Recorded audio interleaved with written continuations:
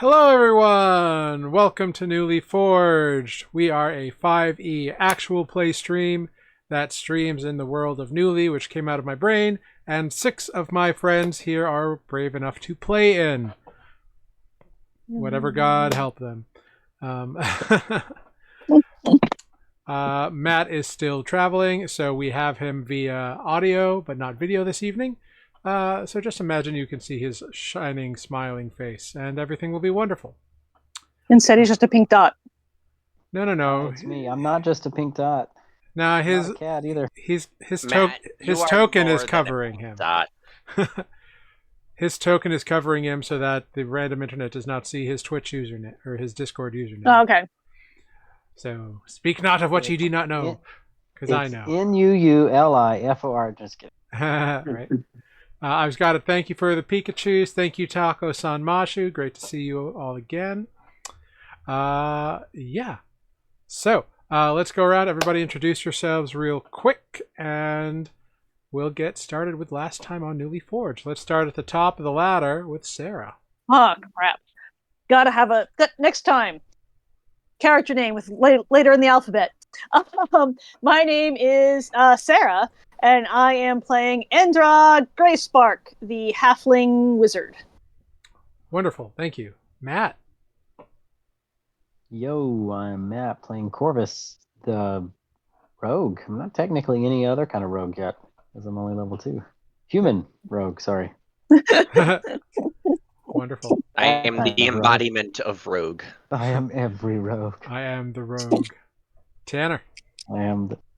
Oops. Hi, I'm Tanner. I'm playing... I lost my train of thought. Tanner, I'm playing Luneine, the Hexblood Fighter. Wonderful. Thank you. Next up, we got Amber. Hello, I am Amber. I am playing Ozo, the halfling monk. Yeah, monk. You're sure? Great. Yes. the Hey, fist Mike. of death. Yes. Hello, everyone. Live from New York City, I am Mike, playing Renata Soul Angel, your half-elf bard warlock. Wonderful. Oh, I should have And led with live from, huh? certainly You not guys least. gotta say this with confidence. Yeah, bring some pepper to it. It's all baby. It's all gravy, baby. And next we got Jeff. Hello, I am Jeff. I am playing Selenar. He is a druid of the elf variety. Wonderful. You guys need to start over, all of you. Okay, live from Loch Ness, And Scotland. and I've got it. Thank you for resubscribing, joining the party 41 months in a row. Thank you so much, I've got it. Best mod in town. You're crazy. It's wild. I love it. Thank you so much. That's a long time. It is. Yeah. He's been here since day one. Isn't that nice? And I am Jared. I'm your humble dungeon master here. I play everyone and everything else that is not the 6 player characters. And with that, let's dive right into last time on Nuuli Forged. Last time on Nuuli Forged, our heroes continued their battle against the Sharkin Crabs, winning the night for them and their crew. Captain Saltcrust thanked them for their aid aboard the moss-eaten mold and asked if they would be willing to pitch in where they could as the wounded crew members recovered from their injuries from the battle. A few days went on and the ship was attacked again, but this time not only by additional shark folk, they were aided by dreaded jaw crabs, fearsome giant crabs with shark heads for claws. With Corvus firing from the rigging, Renata's fancy spells, Ozo's furious punches, Selenar and Andrar's magics, and Luneine's whirling blades, the party and the various allied crew that they have made friends with aboard their trip defeated their enemies and saved the ship once again. So we pick up with the injured crew having been removed downstairs and a couple people woken early to kind of like take out, although not too many crewmen got injured in this last one because most of them were also up in the rigging. Except for poor poor Brett. She or Betty. Betty got a little beat up. Yeah. No. Almost died. So Betty's kind of hanging out. That's a black and blue Betty. Indeed, it is. Bam Balam. I was trying to find a way to make that joke, but you beat me to it. That's a rehash. Yeah. But I appreciate the callback. Betty as went always. Yeah. However you want to spin it. She had a rough day of it. So the rest of you are free to do whatever you would like on this ship. If anybody wants to do anything before we continue on, go for it. Short rest. Say, what time of day is it? It's not too late in the day. It was like late morning. When So it's way too early to go to bed, is what you're saying. yeah. Yep.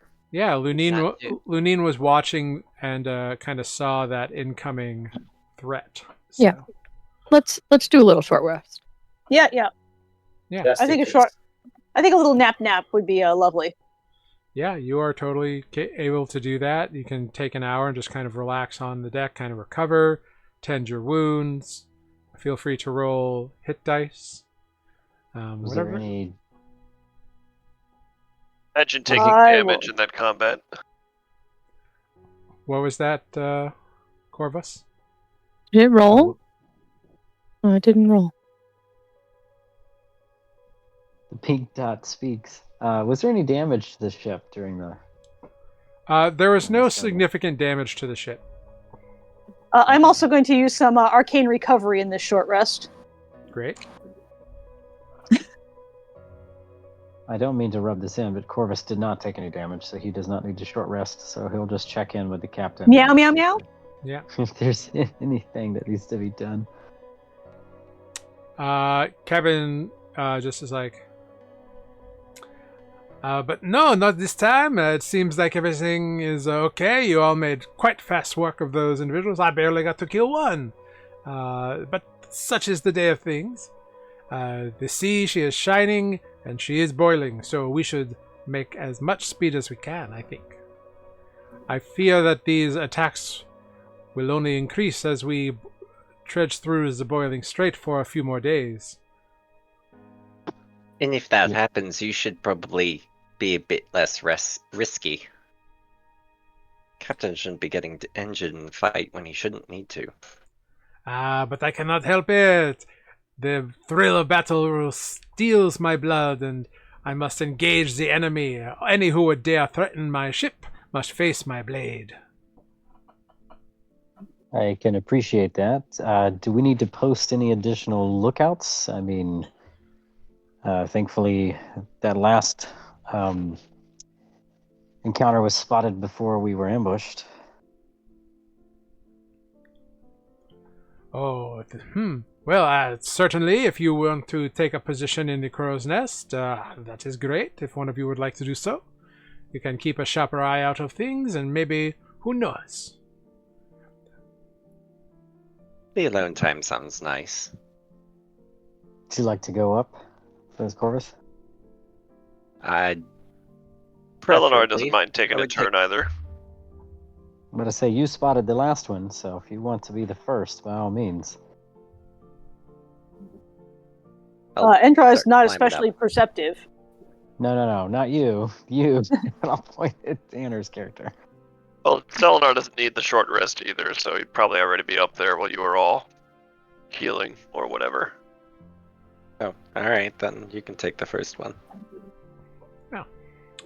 Great, so you can all settle in for a short rest, apply any hit dice you wish to roll.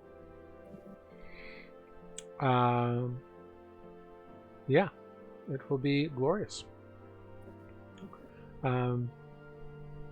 So for this bit of the day here, this first couple of hours, while everyone else is taking a short rest, Selenar, you can go ahead and make a perception check from up in the crow's nest.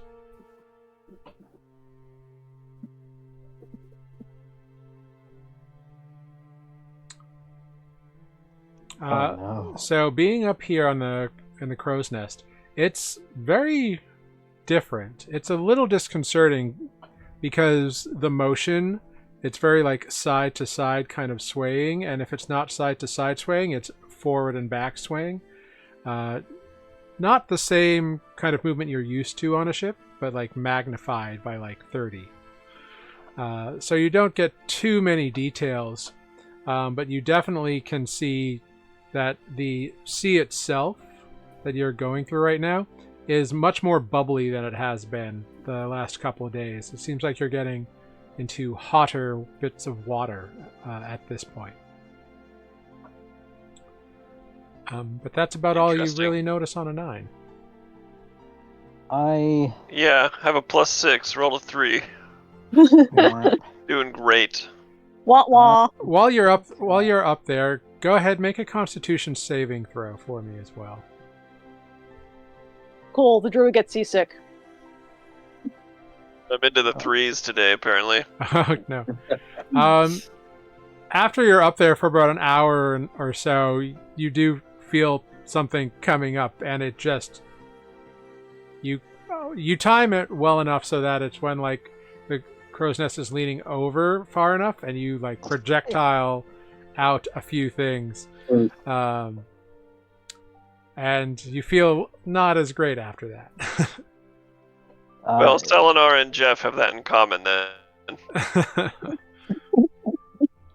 You were fine on the deck of the ship, but up there it's a very different story. Yeah, so as people's short rests are ending, and I see people being more out and about, I'd probably come down from that, and I'd be wanting to ask someone, probably the captain, because like I noticed that the water is more violently boiling in this area. What's up with that? That means we are getting closer to the other side. You see, the hottest part of the boiling strait is right in the middle, as you might suspect. So as long as we are going over the hottest point, we are getting ever closer to the halfway point, and therefore the end of this stretch of the journey. Great, so nothing to be concerned about. Of course not.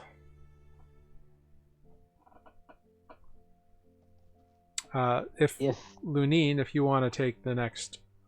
I was about to say, I think Corvus might recommend that. He'll try a hand at leadership here, and based on somebody throwing up and Luneine spotting the left, you're up, Luneine. Assuming you're healed. Yeah, I'm good. Yeah, you can scamper on up there. It's pretty easy with the cargo netting on the sides of the ship and the ladder. Once you're up there, go ahead and make a perception check, Luneine.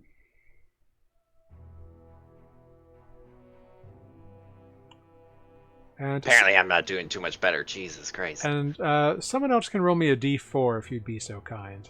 Oh, God. Oh, boy. Ooh. Oh, let's go with Sarah's. Roll the 2. Great. I need a d12 from someone else, please.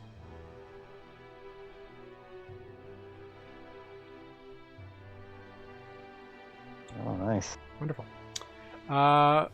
Cool. So, Luneine, whilst you are up in Ye Olde Crow's Nest, you look on down, and what you can see, kind of off in the distance, you see something floating, kind of on the waves, and you see like little movements. It's a little difficult to tell what it is, but it looks pretty large. Direction? Kind of straight ahead, but off to the left. So just a bit port side, as you slowly are picking up this nautical jargon. So that would be like what, northwest? Actually, the way you are heading, it would be southwest. Okay. Because you are sailing westerly for the most part. Okay. Well, I guess what would it... Luneine's not good at ships. Tanner's not good at ships. What would it be, like 11 o'clock? Yeah. Alright. Luneine would call down. Captain? Something off to about 11 o'clock. Isn't it nearly noon by now? All right. We will get eyes on it. So, like, Trox will go up to the front of the ship and take a look. And Trox calls back.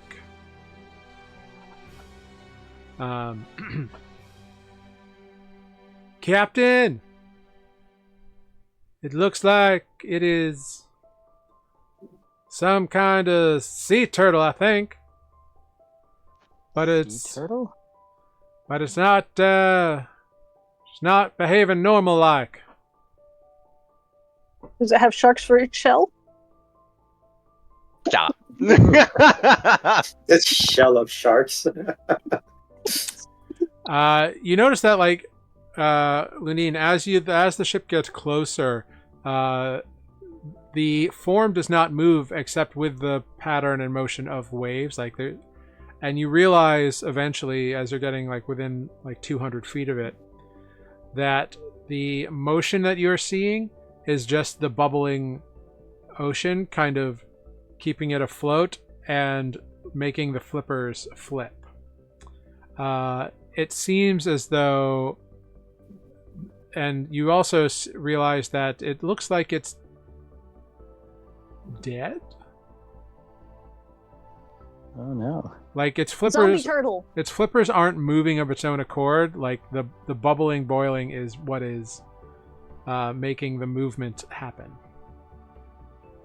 A zombie turtle crab? I think it's dead. I'm not. This ocean stuff is new to me still, so. Very well. Let's take a look, Trox. It's possible for Corvus to gaze out in that direction at this point. Yeah, anyone who wants to can go ahead and make a perception check. While they're That's all awesome. looking at that, can I do another just general perception? Absolutely. Yeah. No. Natural 20. Excellent. Fuck Nice. yeah. You're getting the hang of this ship thing. All right, Oh, so Well, he was militarily trained, so. which makes sense because We're in the Navy as you now. get closer, Luneine, you are the first to notice this. One, it is absolutely dead. You can see that the head is out of the shell and it's just kind of hanging down, floating in the water like lax. But you also notice that there are little like nips and bites taken out of the fins and flippers. And you also notice like the shell has cracks along it as though it's been compressed. And this thing is probably like 15 feet across. Like, it's huge.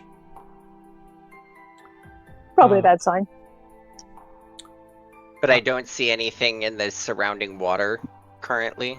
No. That's why I was trying to general area check. Yeah, well, noticing these details, that's what like makes you like look out and scan. And you don't see anything in the immediate area threatening the ship.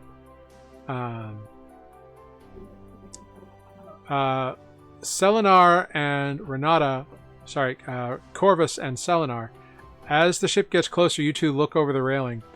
You notice these bite marks and these like little nips at the ends of the flippers of this giant sea turtle. You don't see the cracks in the shell. Only really Luneine can see that. But what you two do see, because you rolled really high, you can see that from underneath, it looks like there's something dangling underneath the body of the turtle. Like from the underside. Sure. Luneine, what you do see, almost as if it came from nowhere, the sky a few hundred feet in front of you suddenly begins to darken rapidly. And you see heavy clouds beginning to form pretty much straight on in front of the ship. He's gonna climb down. Okay. That's enough ship for today, thank you. So the captain calls to the crew to like make ready grapples to bring the turtle aboard. Are they doing that as I'm getting down, or do I get down first? Yeah, like as you're climbing down, the crew is like making ready lines, getting ready to like throw the grapples over. Captain, wait. It looks like the shell was cracked. Easier to get the meat inside, no? Yeah, but what could crack that shell that big? Did you see anything dangling underneath it? It looked like there was something hanging from it. Could there be something waiting to ambush us beneath it? Is it a turtle jellyfish? I don't know, unless its innards are all spilt out from the crack in its shell. Only one way to find out, no? Well, I would be on guard. But of course. And what about that storm that's massing up there? Shouldn't you be a bit more concerned about that? He immediately looks and he says, Flash storm. Belay the lines, everybody. And he starts like immediately calling orders in a very different tone. Batten down the hatches. Set the sails in, brings them in, lowers the sails, quickly, quickly. And the crew immediately stows whatever ropes and grapples they were going to do and immediately get about like trimming the sails, like dropping them in, lashing them together, closing all the doors and hatches, making sure that they're all locked.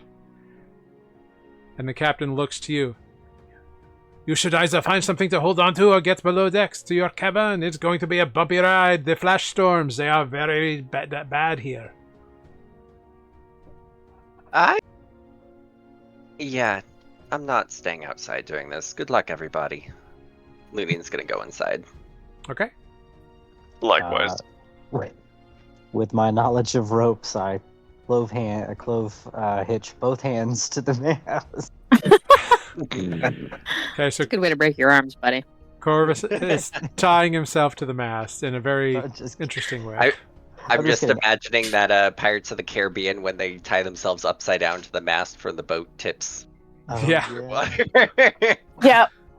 Also, tying Wait, your someone hands get to the that. mast is an interesting choice for someone who wants to use any kind of weaponry. It's like the sirens. No, I will go after the two halflings in the crew that have been teaching me the rigging. See if there's anything I can do to help, prepare the ship for the storm. I will Yeah. gladly go to our cabin. Okay, great. Everyone else just should go downstairs. I'm gonna go to where the stuff Hey, is at. Lord Briarwood 93, thanks for the follow. Woo! Hey. Get Hey. out. Hope you're not gonna sick Craven Edge on us. Come on, what? That's a Critical Role reference. It's a sword that drinks blood. Does many things. It's bad. Okay, Selenar, Lunine, and Andra are heading into the cabin. I will definitely do the same as well. And Renata as well. Okay, great. Ozo's gonna go to the hold and be by our box of stuff. Okay, Ozo goes down to hang out with Lulu in the hold. On the rugs, yes. Good idea. That is our primary mission after all. I've forgotten Great. about.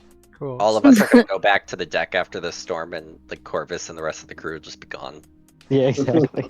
Just be Just gonna be nothing but Is that how we get our own ship? Cool. That's right. So, That's how we end up pirates. as you make way here, and like pretty soon you feel the ship beginning to like toss a little bit more violently. Everybody feels it's weird and it's strange. Up on deck, Corvus, you have lashed yourself into a lifeline following your two companions, Peg and Gam, showing you how to like make yourself ready.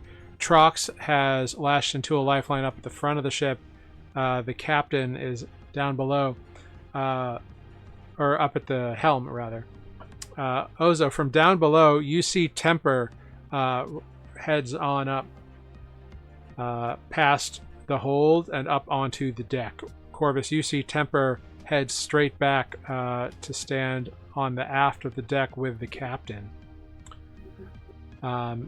As everyone else is kind of like taking up positions around to like brace and steady the ship and whatever else needs to happen.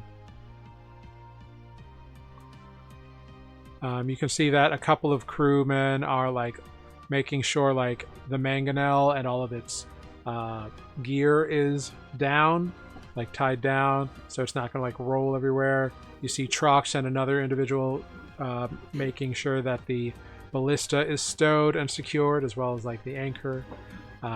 And the ship is beginning to rock very violently back and forth now.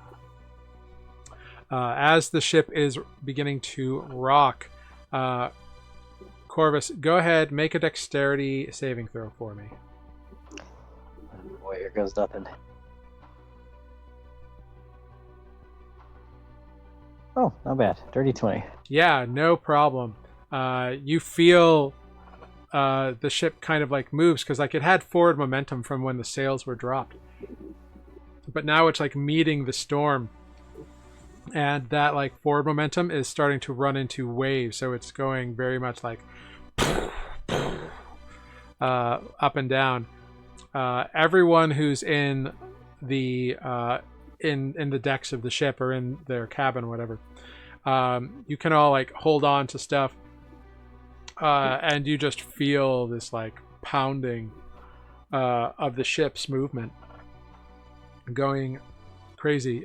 Corvus on deck, you hear the captain calling orders, and you see Temper kind of weirdly lashed haphazardly by his waist onto a railing, not necessarily a lifeline, but lashed into a railing with his arms outstretched, kind of like muttering. Okay. And as you're kind of helping out in whatever ways you can, you begin to feel stinging drops of rain begin Tiny to... sharks. Yeah. They feel like little shark bites. These tiny drops of rain are so like... It's that kind of rain that feels like needles, and it's just like pelting down on you. Everybody's like going and like getting into cover when they can. It seems like they've got most everything lashed, and so now they're just kind of finding places to tuck in and ride out the storm. Meanwhile, Temper's right there on the railing on the aft deck, and you see him begin to move his hands, and you can see that like some of the rain kind of slides away around him and Captain Kevin. It seems so like Kevin can keep a clear view on what's going on. The ship begins to toss and turn, and occasionally you feel these like boiling hot gusts of wind kind of like come up from underneath the ship, like from the water, and then be counterbalanced by a frigid wind, like ice knifing through every so often. The ship is tossed and turned like crazy. The captain calls out some orders here to stow the trim, stow the sails, all these kinds of like weird commands you don't really know what to do, but it seems everybody else does. Go ahead, Corvus, make a perception check for me. Corvus is suddenly thinking, like, what the hell was I thinking coming up here? I don't know what the fuck I'm doing. That is why Selenar left. Mm-hmm. Oh, Make got it till you make it. Okay, so you don't notice anything. The rain is like pelting your face, even with your mask over it. It's like kind of like mask plus rain. It's difficult to see everything. So you don't notice a massive swell that suddenly everybody on the ship feels the ship drop. And the captain calls out, "Brace for impact, everyone! She's going to hit us!" and a massive wave swashes over the deck. Go ahead, make a dexterity saving throw, Corvus. Oh boy. Corvus Endra has lost his definitely seat. gotten into bed and put the covers over her head. You have advantage because you are lashed to the ship. Oh, good. Yeah, 26 will do it. Thank God.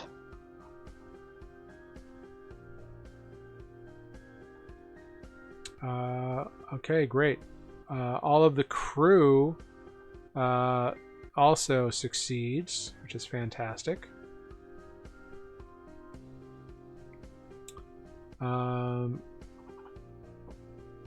You notice that the captain and Temper do not seem to be affected by the wave. It seems like the wave opened up around them. What the? Yeah, kind of a fun Everyone little. here's magic. Magic. Well, Here I am you're away. No, Endra is 100% in bed with the covers over her head. She just hears someone whisper, Yeah. "Think magic," and springs out of bed. Luckily, Trox also succeeds. However, you are hit by ocean water. And this is boiling hot ocean water. Oh no. Yes. I didn't really consider that. Yeah. I am a fool. So, it is an unfortunate moment, as when you are struck by the wave, you take 9 points of fire damage from the water. Just Okay, I think I'm going back inside the ship now. yeah. That nearly killed me. Yeah, and actually, I need a Constitution saving throw as well. And my social security card and last. Your mother's maiden name. Are you regretting staying up now? Okay, as you are whacked by the wave, the shock of this boiling water, like splashing onto you, is so much you almost slip into unconsciousness immediately, but you succeed on your saving throw. Oh God! Why didn't we all go downstairs, including the crew? It's only like a few people who are up here. Just leave it to the professionals next time. I was trying to make up for my first failure, and I'm going to have my second failure in episode 4. You do see that the sailor up on the front, on the foredeck with Trox, and also one of the sailors nearby you, however, are hit by the wave and fall unconscious. Trox immediately gets the one next to him and calls on you to pick up the other one and get them into the hold. Which would pretty much be your cabin. It's like, come on, get them into the cabin now. I will gladly oblige.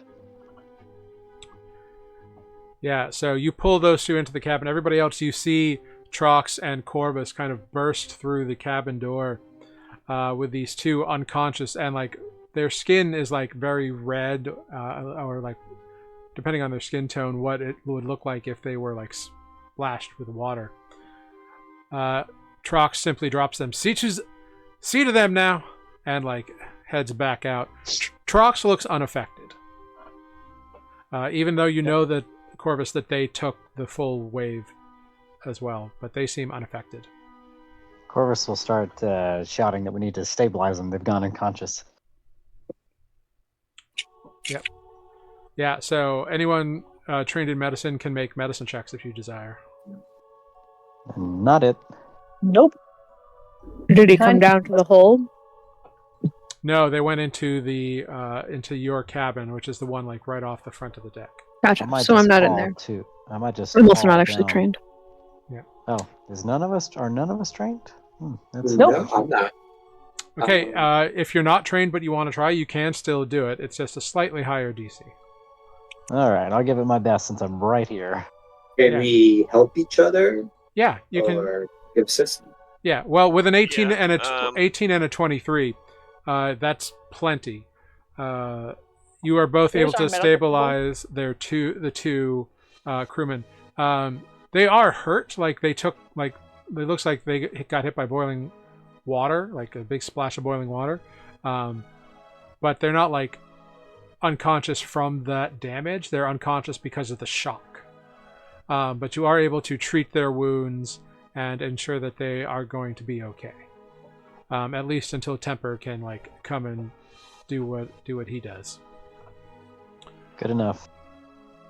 Do you go back outside or do you stay within? No. I think I've done my part. All right. One more hit and I'm After down. about another like 20 minutes or so, the sea begins to calm and the ship begins to return to less agitated state of movement or state of drift. Right, and you hear the captain report trucks, casualties, and it sounds like the worst is over based on that. Okay, good. All right, Jeez. Andrew will crawl out of bed. Are the Nice. two dudes still unconscious?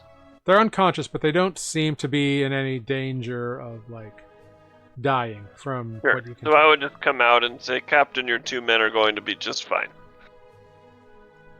That is good news. Temper, if you would be so kind as to give our friends here a hand with our compatriots. To which Temper's like, absolutely, Captain, you got it. And this half-elven man comes in and like says, oh, you all did real well to take care of them like you did. That's fantastic, man. They'll be fine. If you won't mind helping me get them down into the medical bay. Corvus will pick them up again. Yeah. Temper grabs one, you grab the other, and you bring them down into the medical bay where a couple other crewmen are still recovering from various battle injuries. That was what? How did no one else got hurt? I'm flabbergasted. A few men on deck also got hurt, but I took care. That's the wrong accent. Well, a few guys, a few of the crew up on deck did also get hurt, but didn't go unconscious from the shock. But it's cool. I took care of them as soon as I could. After that wave, once the captain and I were good to go, I made sure that they were all healed up. So I'll have to use a more mundane means on my friends here. Well, I don't really have any skill in this, but if there's anything we can do, just let us know. Well, to be quite frank, the ship's running low on crew, so I'm sure the captain would appreciate any help you all throw that way. I mean, I can't really do too much more. My sick bay is pretty crowded now with 4 people in here. Fair enough. I'll look at. I mean, Selinar's still right there with me, right? I don't know. Did you go down to the medical bay? Oh, maybe not. Not if you wouldn't have been any help. Yeah, Temper took one and Corvus took the other guy, so. Yeah, so I don't think I would have followed if I wasn't needed.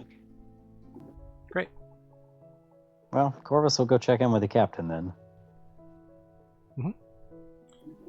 Yeah, you can see that he and Trox are in the middle of a discussion, and Trox kind of nods and then goes down to the other 2 sailors that are on deck to kind of check in with them. And the captain notices your approach.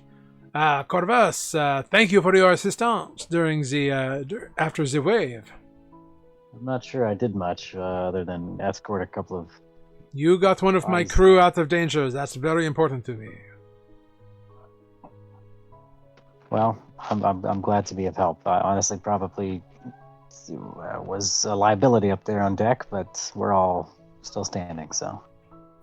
Indeed, we have no casualties, a few injured, but everyone will be okay.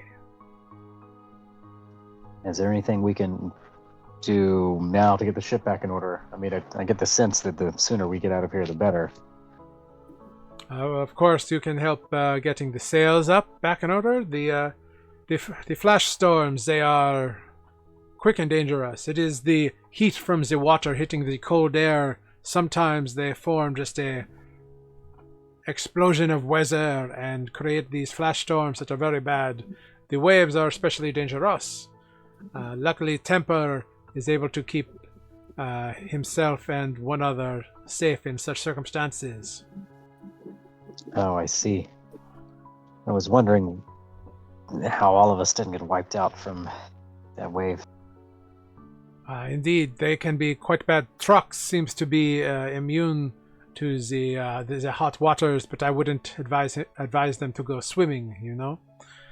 And Temper can control the water as it washes over us, so in a limited area he can protect himself and anyone who is in the immediate area. His devotion is very useful at times.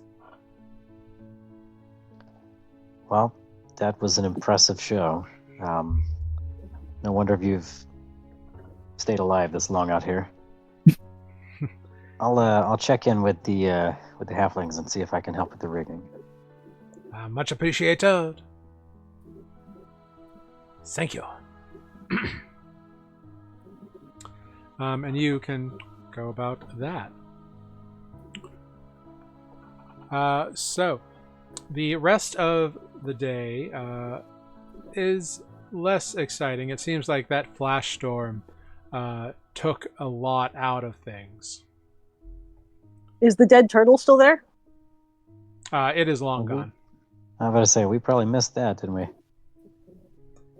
Yeah, between the storm and just the movement, and it was never grappled or anything, that's long gone. Nowhere in sight. Interesting. Yeah.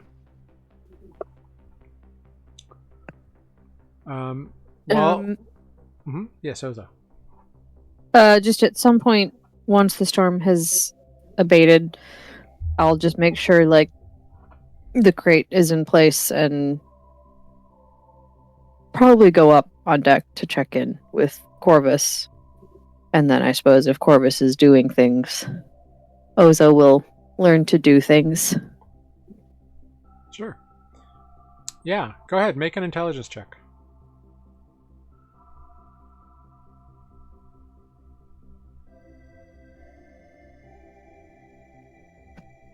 Oops. Yeah, so you kind of it's like you try to take level 3 German when it's the first class you've ever taken. Yep. So they're like, oh yeah, just do this, and you're like, I don't have the basis for this knowledge. Cool. That tracks. I'm not a good teacher. It's my fault. No. See, if you do this, you tie both hands to the mast. Indeed. So yeah, the knots are just confusing. The way it's not that they're crazily difficult, just the way that they're explaining it isn't clicking for you. And, is it the halflings explaining it? And the terminology is not quite there. Yeah, they're throwing words around it. I'm like, huh? Don't worry, Ozo. It took me a minute too. I honestly, here. Is there a scrap of rope somewhere? Make a perception check.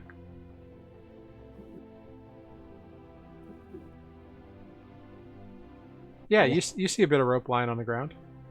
Here, take this. This is what I did. Take this down to the bunk and just practice one of those knots. Okay. Great. So eventually the ship gets underway again, and you all are moving once again.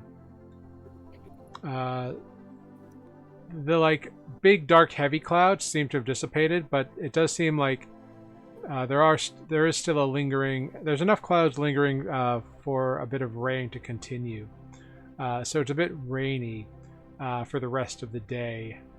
The rain, though, is it's not that singing rain. It's a much lighter kind of rain, and it is cooler, which is nice because the general temperature here is incredibly hot. You're very far south, and you're sailing over boiling water. So it's not unpleasant to be hit by this colder rain if you are on deck. But yeah.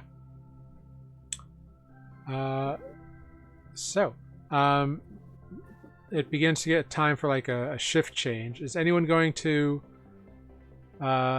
stay up and help the evening crew? Luneine will do lookout for evening crew. Okay. I think, is this like an overnight shift, you mean? Yeah. I think Corvus needs to go lay down. Okay. Great. Anyone other than Luneine?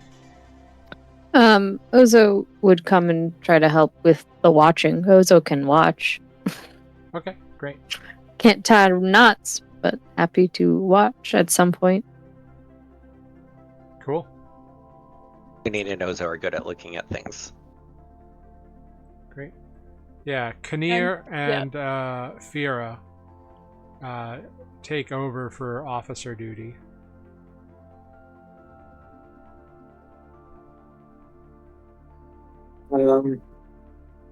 I think Renata will take time to assist. Yeah? 3 on 3 off I think that's good. Sure.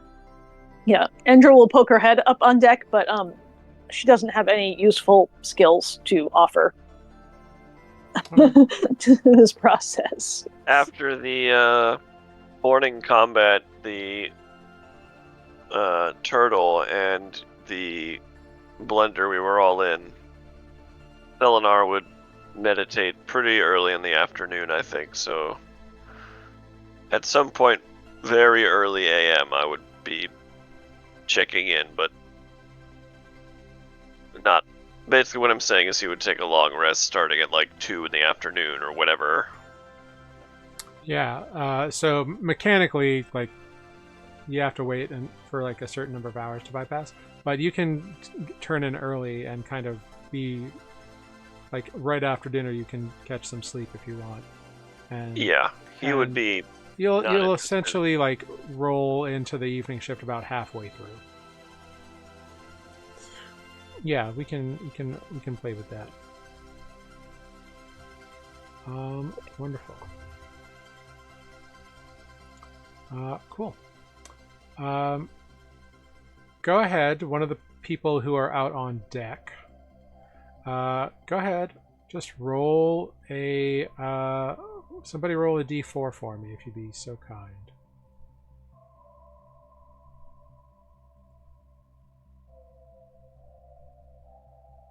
Drinks. Great. 2 it is.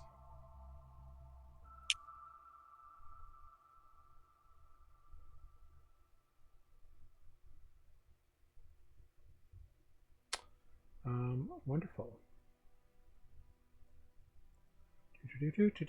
Sorry. Great. And wonderful. Go ahead. As the rain is pouring down, go ahead. Let's see. Renata rolled a 2. Great. Everybody give me perception checks. If you don't have dark vision, it's at disadvantage. Everyone, including those of us who have gone to bed, or just everyone on deck? No, the people on deck. The people who are in bed are asleep. 17. I am just playing my guitar. Again. You tell me when Selenar becomes part of this scene. Yeah. So the first part of the evening is fairly quiet. No craziness happens.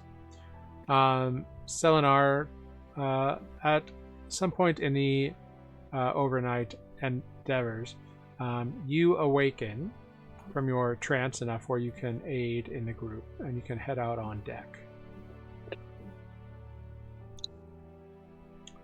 If it is calm, I would definitely do so. Yeah. So the other three, by the time Selenar exits, you have been up for a very, very long time today and gone through some stuff.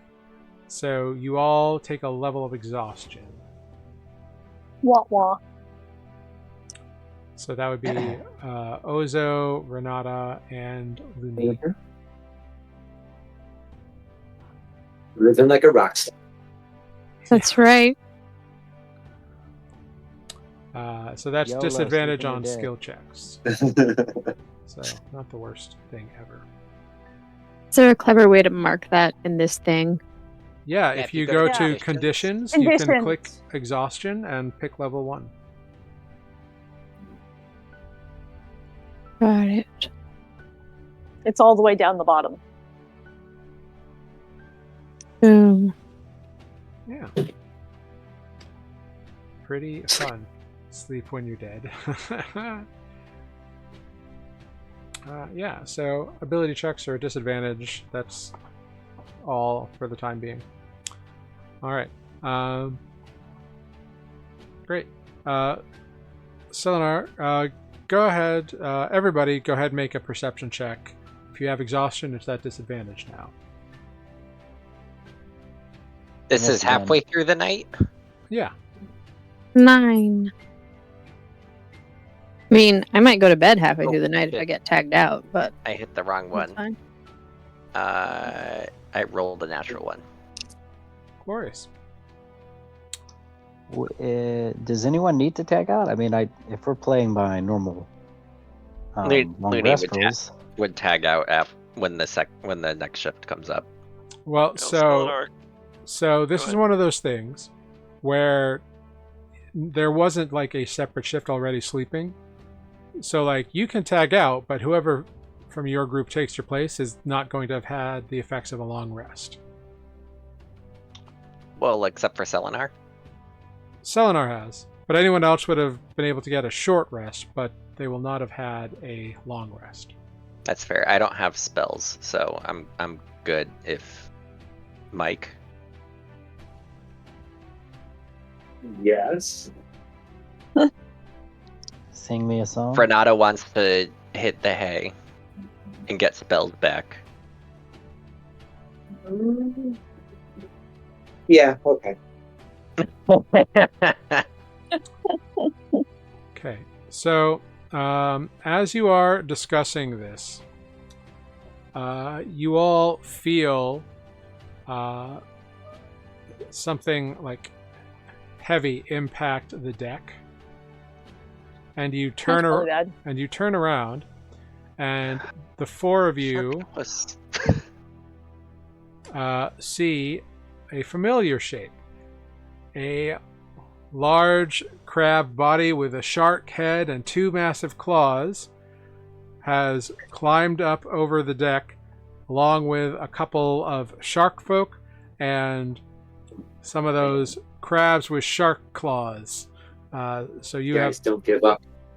have been midnight ambushed here.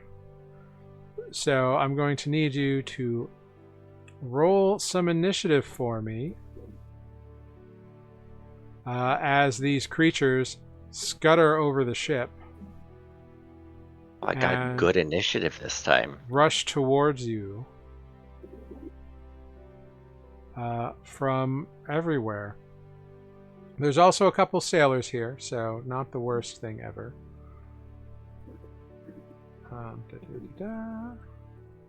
very happy Selenar turned in super early.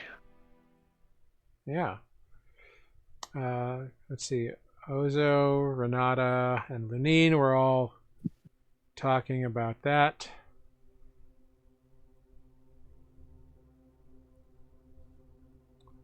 So there are some crabby crabs having stuff here. All right. So everybody clicked your token, rolled some initiative. Wonderful.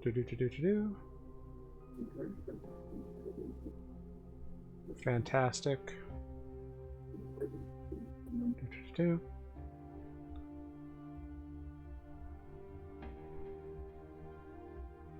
Sorry, just clicking away here. So many baddies. You are in a area that is quite threatened. Or quite threatening, quite threatened, dangerous. Are we? Okay, now I'm wondering how they have made so many journeys across this. They would have died by now. Well, the captain did say that 2 days where you were just floating was probably a bad sign. Usually they just fly through fast as they can. Yeah. Like he normally relies on the speed. So how do these creatures live in the boiling water? That's the part that I'm boggled by. You don't know. They probably taste so good. Nom nom nom nom. Yeah, they're so Probably tender. a general butter shortage. Yeah. Because of me. I don't think Ozo knows what seafood tastes like. If that's how you want to say, sure. All right, let's head over to the map. I'll give us some fun animated battle music. Remove. Hear the music. slide. Get singing, Mike. I need I a appreciate that this- hero. Combat is late enough that I can put my room in red mode. Indeed. Where am I? Okay. Ozo, you are up first at the top of initiative. Renata, you're on deck, and Luneine on after that ish. Well, hello, friends. There's a dude next to me. I'm gonna pop him. Yeah, he has run up to stab at you. A 7 will Are we miss. doing battle lights? You are free Oh, to yeah, hang on. activate your battle cams. Great. I'm gonna punch again. Let's try that again, shall we? Yeah. Ooh. 18 will hit, yeah? Yeah? 18 will absolutely hit. Okay, great.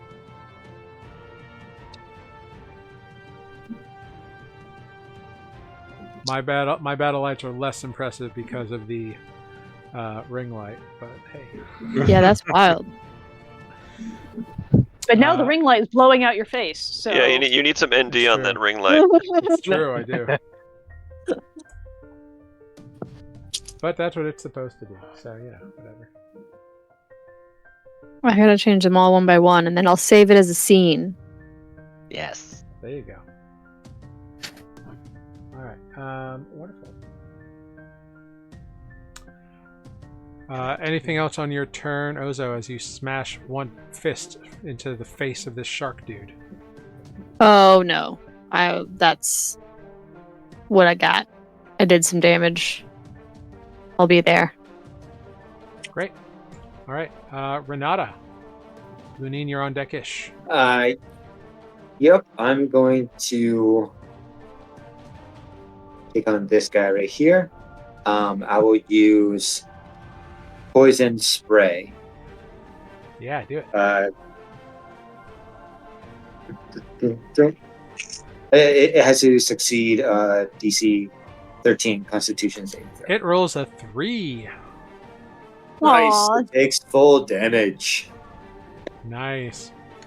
So what does your poison spray look like when you cast it?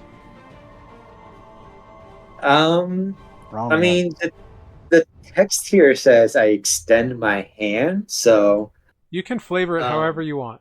yeah. So let's say I just I don't know, hit a odd note that pierces. If you were to hear it, you would kind of cringe. And so when I hit this note, my hand comes down and out, and that's where the poison spray comes out. Very cool. A little combination of like my hand and guitar. Very, very cool. Wonderful. Awesome. Yes, those of you who are in your cabin cannot see or hear any of this. So your vision is different. You're on a different plane of existence. I'm dreaming. Little colored circles popping across the sky. Yeah. All right. Anything else, Renata? That definitely hurt the Sahuagin. I'll stay right here. I'm good. All right. Oh, actually, no, I'm sorry. You are, just as point of reference, you are right next to the cabin door that leads to your cabin where your friends are sleeping. Like standing in front of the door? Yep. Okay. The door is right here. So, both these squares or the one I'm in front? Just in the middle. It's one simple door. Just okay. I do want to cast Bardic Inspiration. Mm-hmm. I'll give it to. You know what? Since Selenar is up front, I'll give it to Selenar. All right. How do you inspire Selenar? Same as before. I'll hit like a couple notes on the guitar, make him feel special. Doodly doodly doodly doo. Okay. It sounds suspiciously like every rose has its thorn, and and away we go. Next up, the little jaw crabs are up next. The jaw crabs, kind of like this guy moves in, and one of them goes after Luneine, the other one goes after Selenar. Luneine, that is a 9 to hit. Miss. And Selenar, that is a 21 to hit. Miss. You take My Bardic Inspiration. You take 8 piercing damage, and are grappled by this little dude down here. And it uses its bonus action to kind of like chew you up a little bit more. So I need you to make a strength saving throw.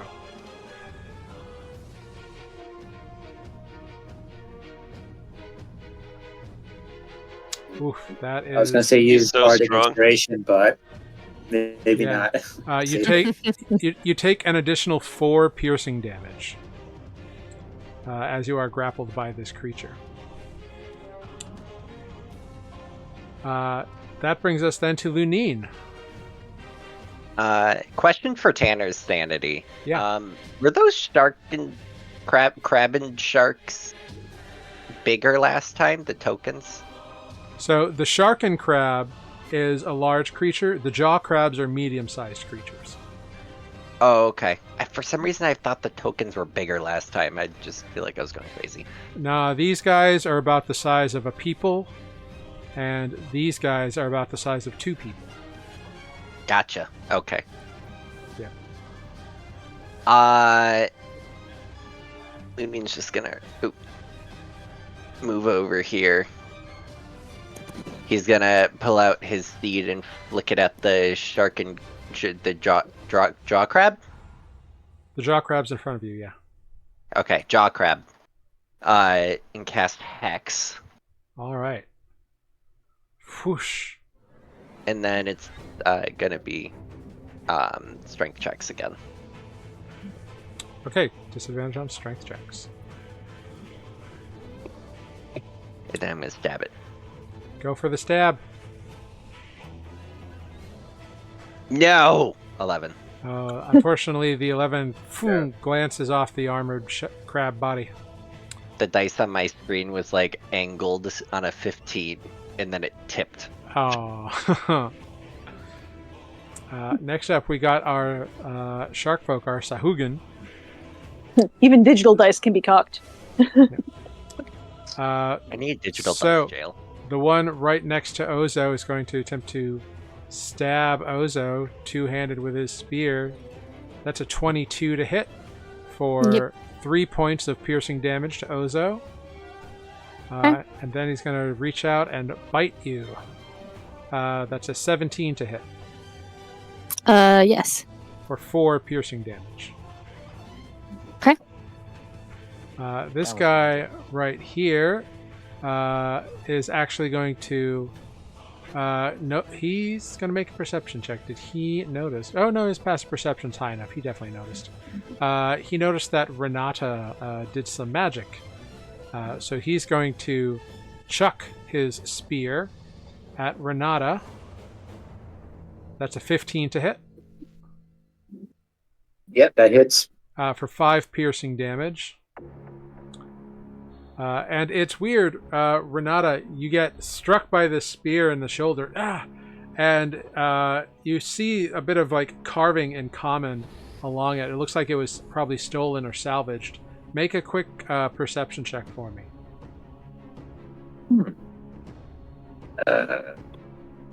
Perception.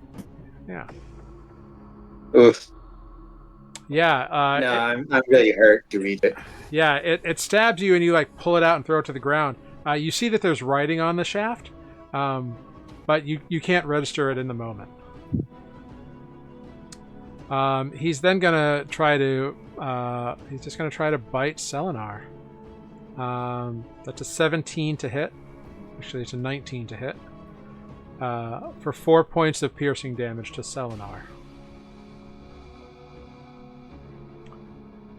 Picked a bad time to wake up from my nap. Yeah. The Sharkin Crab is going to go after this sailor right next to it. He's going to claw attack. And miss. Ends up like smacking his hand into the deck and his claw like and shakes it.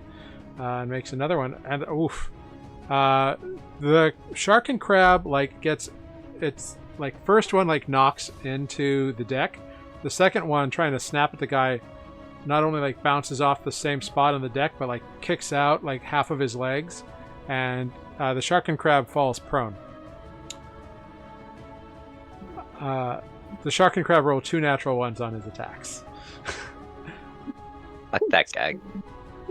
Selenar, we are up to you. All the NPCs rolled really low on their initiative.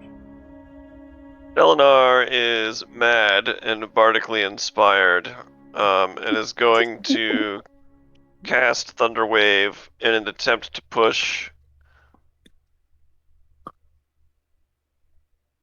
I need to change my push to talk button. In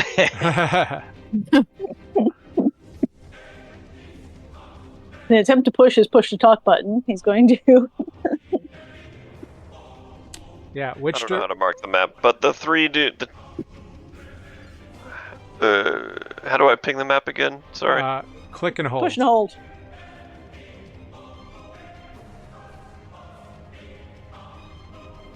So make sure that you have the cursor selected, the little arrow, and then you click and hold. There you go. So I'm attempting to.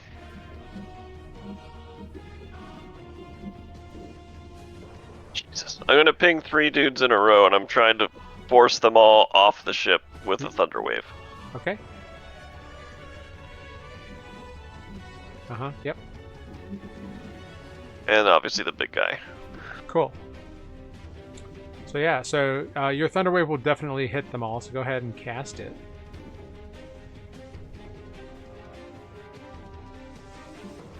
Okay, so it's a 14 con save. The Sharkin Crab I will fails. Bardic Inspire on this roll too, which is an additional d6, I think, to this attack roll. Well, it's not an attack roll. It's a saving throw that they make. Oh, okay, sure. And inspiration cannot be, or this Bardic Inspiration cannot be put onto damage. So the Jaw Crab somehow succeeds, and the Sahuagin fails as well. So on a failure, they get pushed. Yes. Any unsecured objects or creatures that fail that saving throw get pushed 10 feet away from me by the spell's effect. And it makes an extremely loud, thunderous boom that I'm hoping will wake up our friends below. Yeah, definitely. And they take 2d8 thunder damage. Yep. If they do save, they take half damage and don't get pushed. Cool. 15 feet, you say? Is there a size restriction on it, like medium or smaller, or large or smaller, or anything like that? This guy. It just says, a wave of thunderous force. Each creature in a 15-foot cube originating from you. Doesn't say anything about creature size. Okay, great. And they get knocked prone. Backwards. It just says pushed 10 feet away from you. So Okay. I'm imagining knocked back. Fantasy would be pushed over the railing back into the ocean. Yeah, based on where they're standing, the Sahuagin gets pushed 10 feet back. The shark and crab is already prone and so gets kind of slid along the floor into a very compromising position. This guy kind of like jumps up and like hopscotches over it as it runs. But you are still grappled by the one who happened to save on your throw. And as my bonus action, I'm going to healing word on myself. I don't think you can because Sorry, it's a spell. It's a leveled spell. Yeah, never mind. Yeah. Then I will just be in pain. Okay. The Crime's sailors will rush down to aid as best they can. So these two have advantage against the shark and crab. One of them successfully hits. This guy goes after the Sahuagin, succeeds on a nice solid hit for 3 damage. Next up, we have Kinnear, who's up at the deck here. Kinnear is going to throw a couple of daggers at the crab that is holding on to Selenar.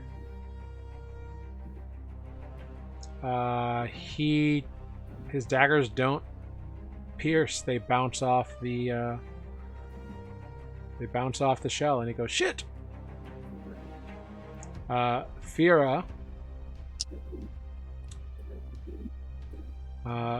takes a look at the big shark and crab thing, and a burst of arcane energy blasts towards it. But unfortunately does not penetrate the thick shell of the shark and crab. Back to the top with Ozo. Actually, at the top of initiative, everybody in the cabin, go ahead. You are startled awake at the end of the initiative order by the thunderous noise. You can go ahead and roll initiative for me. Click your tokens. Slept through it again. I can't click my token because I can't see my token. The great paradox. You should always be able to see your token. I see nothing but blackness. Pan over on the page. I have. Oh! Never mind. I just was. Wow, I was much further over than I thought it was. Okay, never mind. I found it. Okay. I rolled like shit, but I found it. Great. Corvus and I guess that's it. Corvus, did you find your token? I found it. Corvus reporting for duty. Wonderful. All right. Corvus, that is you. Did we get a long rest in or no? No, you have had the equivalent of a short rest. BRB, gonna short rest. So, Corvus, you hop out of bed and rush outside. You've got about 5 feet of movement left.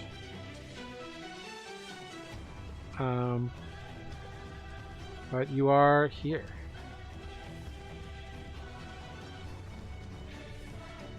Gotcha. Why did I not see that? Trying to see how much I got back during a short rest. 7, it says. Excellent.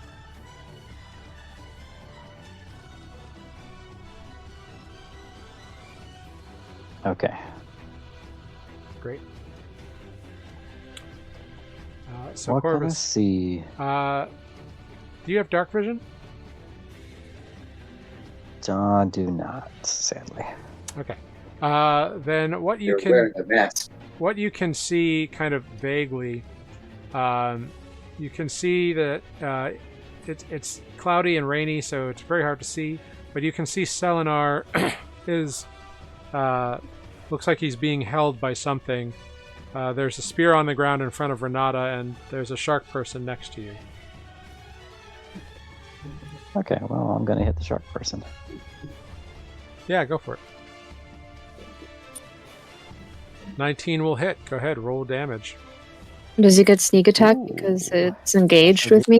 Yep, he Sure do. absolutely does. What does it look yeah. like when you kill this shark fella? Gababum. I stick it straight through his gills on one side of his neck and out the other side. And it just does like a flappy fish mouth for a second, and then I pull my sword right out. Flappy. And he crumbles to the deck dead. Woohoo! Great. And I Bonus action? look. You got 5 feet of movement too, so. Yeah, I got 5 feet of movement, so if I dash, which I could in theory. You can't dash. You just. No, he can dash Oh, as a you're a bonus rogue. action. He's a rogue. Um, Right. Never mind. I can Cunning move through action. a person's square. 5, 10. Do you think I could jump over the handrail and swing myself up to the top deck, or is that crazy? Athletics check, DC 14. Oh, athletics, not acrobatics. Correct. Yeah, let's see what happens, I guess. But that's a bummer. You would also be under exhaustion, by the way, because you haven't had a long rest yet. Ooh, okay. Let's just calm down there then. So it would be at That's- disadvantage. let's just try to hide then. How's that? Sure, you can At bonus action disadvantage. hide. Disadvantage. Behind the shark man, I guess. Yep. Hiding Hiding behind behind the the enemy. little halfling. 17's pretty good. Yeah, you come out, stab, and disappear into the shadows. It is dark out, so. All right, Ozo. Good That- talk. 5, 10, 15, 25. Ozo is going to boogie to this side. I kind of want to boogie all the way in. I'm not going to boogie all the way in. Just going to boogie to this friend. And I'm going to try to punch the... whichever series of words this one is. Yeah, jaw crab, go. There you go. What about a 20? That will absolutely hit for a mighty 4 damage. Sad. I'm going to do it again.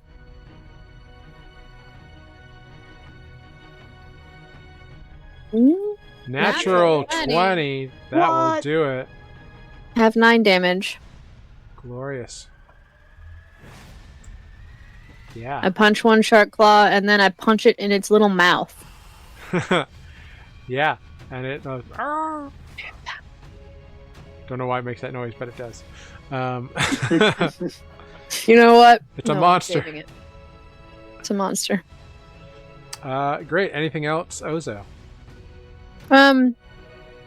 No. Okay, Renata, we go to you. Luneine, you're on deckish. You see Selenar is in very bad straits.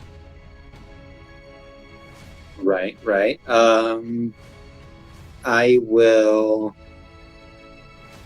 help him out and attack. So he's being grappled dog by this one, just so you know. Oh, he's grappled. Okay. I mean, he's also threatened by both sides, but the other one seems to be going after Luneine. Mm-hmm. Then I will attack this one here. Okay. Since it worked well the last time, I'll do the same thing. The poison spray. Okay, great. Go for it.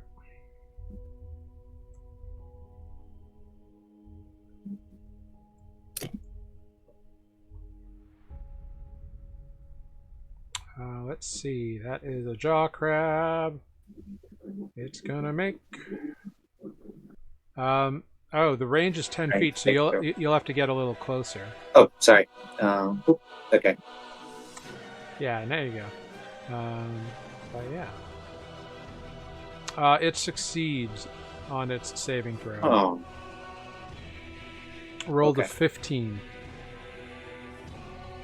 All right. Unfortunately, that's all I can do then at that moment. Okay, next up we have our... Reaction, I'll tell Selenar, hang in there, buddy. Okay. The jaw crab swings its other shark head towards Ozo, who just hit it very hard. That's a 9 to hit. Nope. So it does not succeed in grabbing onto you, but it will use its bonus action to try to chew up Selenar again. Selenar, I need a strength saving throw.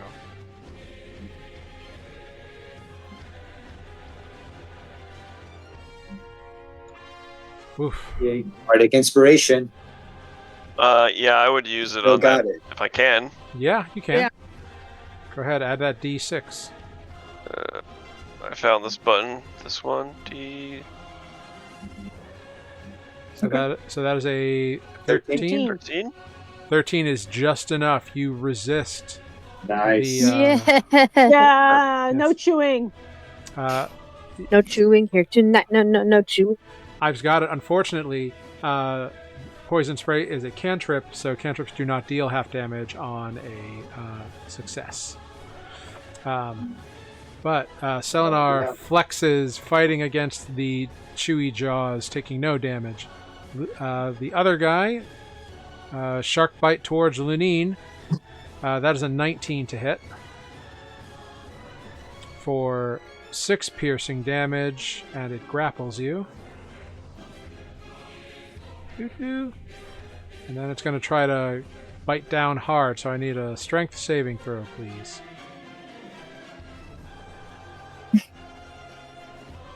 No problem for Luneine. You just flex away. And Luneine, that is your turn.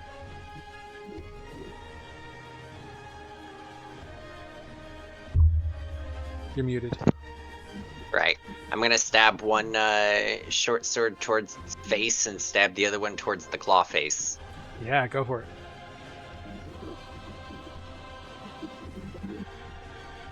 Oh, 23 will hit. So will And a dirty 20. So will a dirty 20. So 9, 8, and then...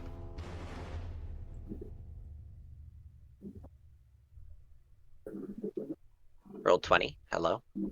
Hello. Do the hex. Oh. And then 9 9 hex damage. necrotic damage. Yeah.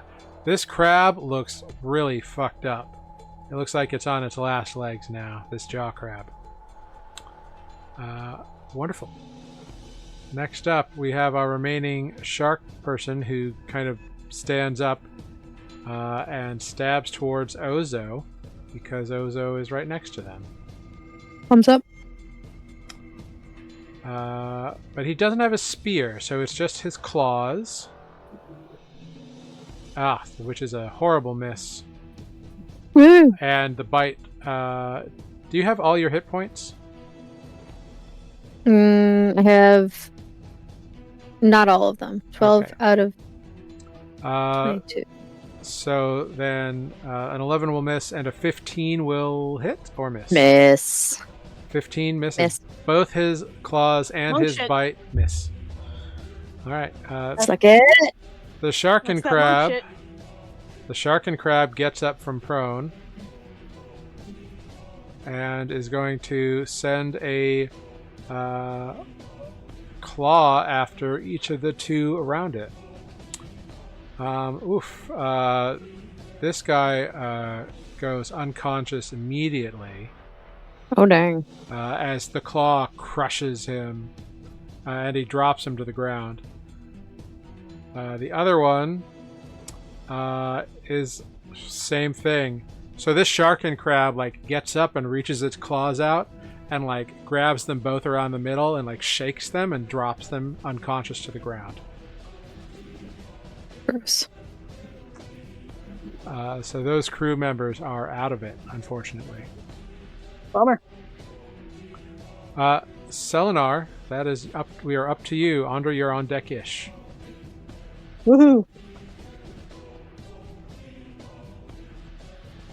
I will cure my own wounds.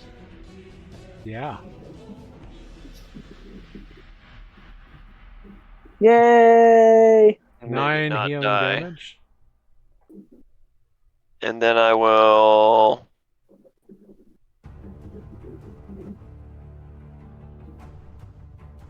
give.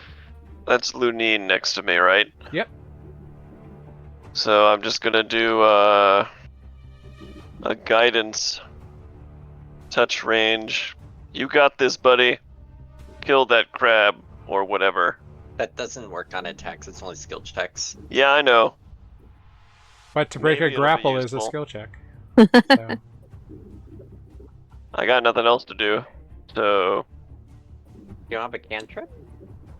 That is a cantrip. No, like a attack? I don't have an attack cantrip. No. okay, cool.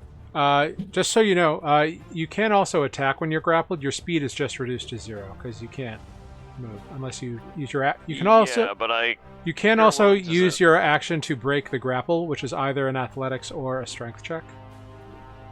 If you want to get out of the grapple. I think I used my action to cast Cure Wounds on myself. Oh, I thought that was a bonus action. Okay, great. No, Cure Wounds is a full action. Healing Word is a bonus action.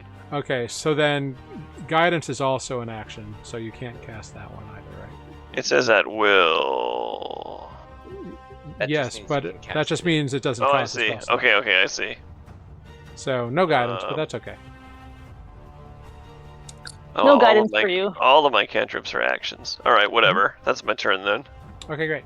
Our remaining sailor sees this shark and crab down here, stashes his scimitar and pulls out a light crossbow and fires at the shark and crab. The bolt bounces off of the shark and crab. Andra, you awaken and rush outside.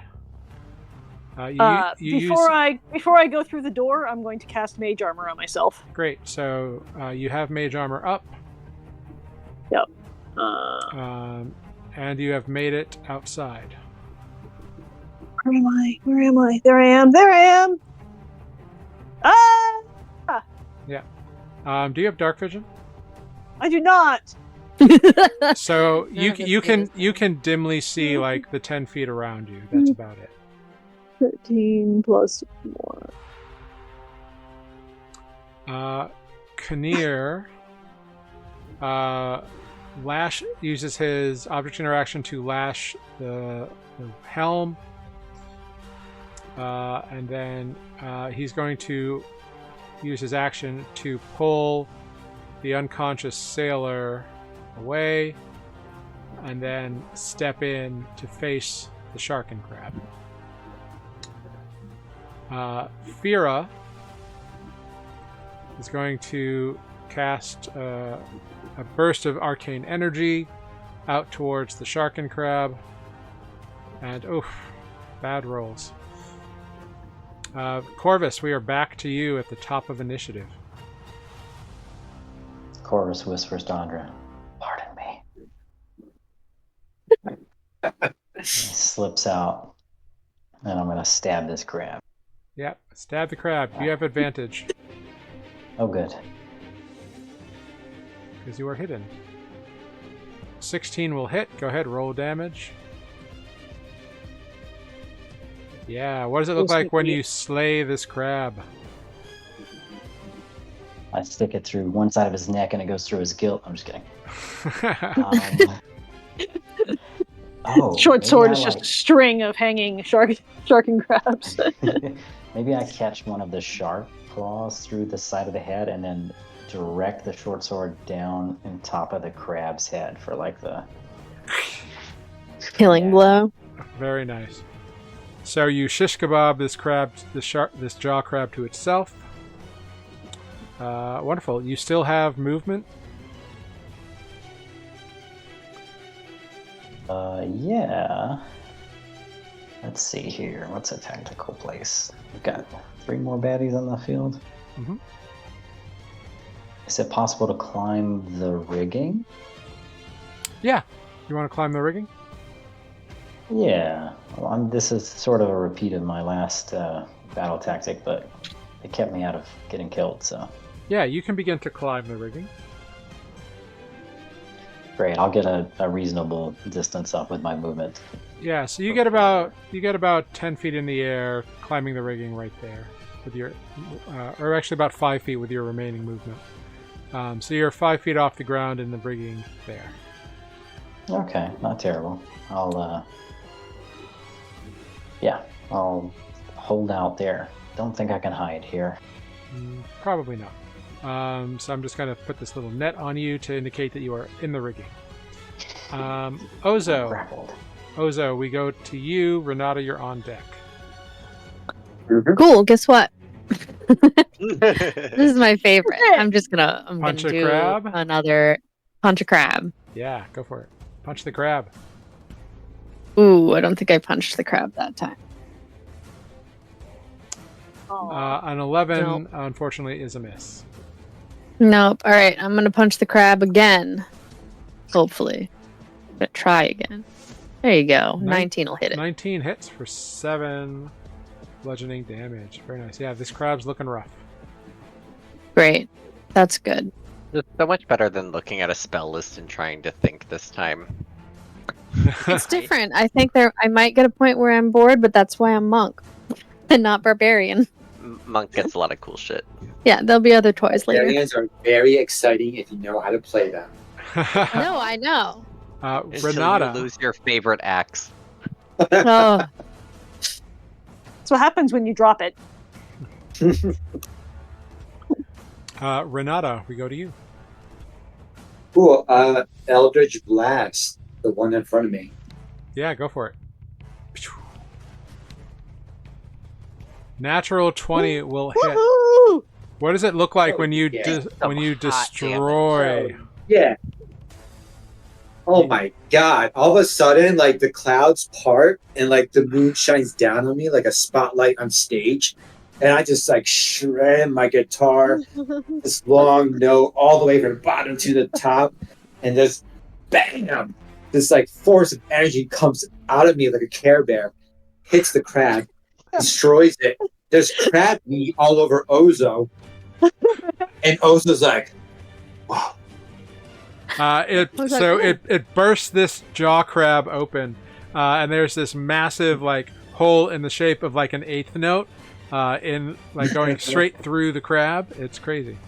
And Ozo is splattered Having a snack. by guts. eating the crab goo. Wonderful. Well, the jaw crabs are dead. Anything else you want to do on your turn, Renata? Let's see what's going on down here. Got 2 more creatures. I'll swing down here, and my turn there. Okay, Luneine, we go to you. Oh, you're muted again. Muted. I'm still disturbed by the Care Bear stare. The Eldritch Care Bear stare. Honestly, I don't know if it's like scary or cute. All right, his patron is really hugs a lot bear or whatever the fucking thing was. Jesus. Next is gonna be My Little Pony. Luneine's just gonna run past the crab that's on the ground in front of him. Yeah. And scoop up some of the vine that was growing out of him from his hex and throw it at the Sahaugen as he's running over. Yep. And transfer the hex. Bonus action transfer of hex. Go in with a jab. 24. That will hit. For another 9 damage. Glorious. When I can hit, I'm pretty consistent. 2 extra hex damage. Oh, right. 2 extra hex damage. Very nice. Yeah. It's taking a long time to roll the hexes. Yeah. That really hurts him. So he's going to claw at you because he doesn't have his spear anymore. That's what he gets for chucking into people. That's a 22 to hit. I'm just sharing. For the shark and crab can't hog all the hex to itself. So that's 4 slashing damage from the claws, and the bite will miss you with a 6. Alright, and I lose my hex. Wah wah. Womp womp. You alright. got one in. Actually, have you taken damage yet, Luneine? You have, right? I took damage before I cast the hex last time. Yeah, so does a 14 hit you? No. Okay, great. So hex goes away. What's your armor class? 15. Oh, nice. Why do I have the wrong armor class for you? Weird. I mean, unarmored I have 15, but he's still wearing leather. Right. Maybe that's what it is. Maybe I forgot to factor in the leather armor.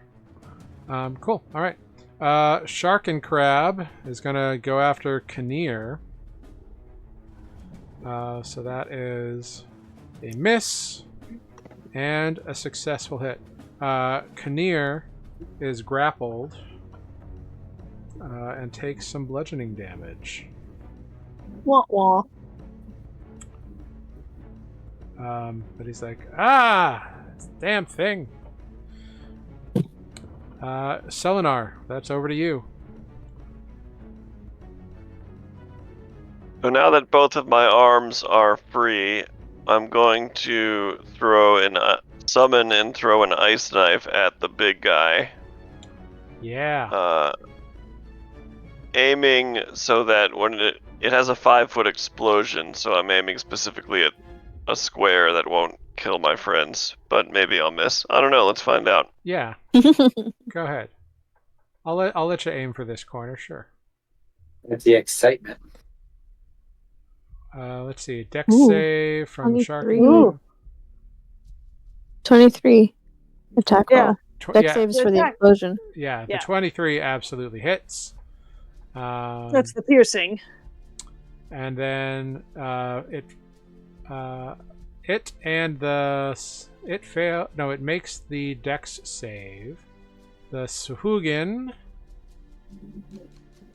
does not make the Dex saving throw. So this guy takes the piercing damage. The Sahaugen takes the cold damage. Any other effects from that? Nope. Okay, great. Anything else on your turn? No. Okay, great. Our remaining sailor fires his crossbow at the shark and crab. Missing again. Brings us to Andra. Hey, that's me. Andra is going to, from her cozy little corner there, reach out and... So you can't currently see much detail beyond 10 feet of your vision. Right. But I can hear commotion. Yeah. Can I yeah. like? Like, you can tell that, like, people are over there fighting. You just can't see what is going on. Right. It's all just, like, shadows and shapes that are moving.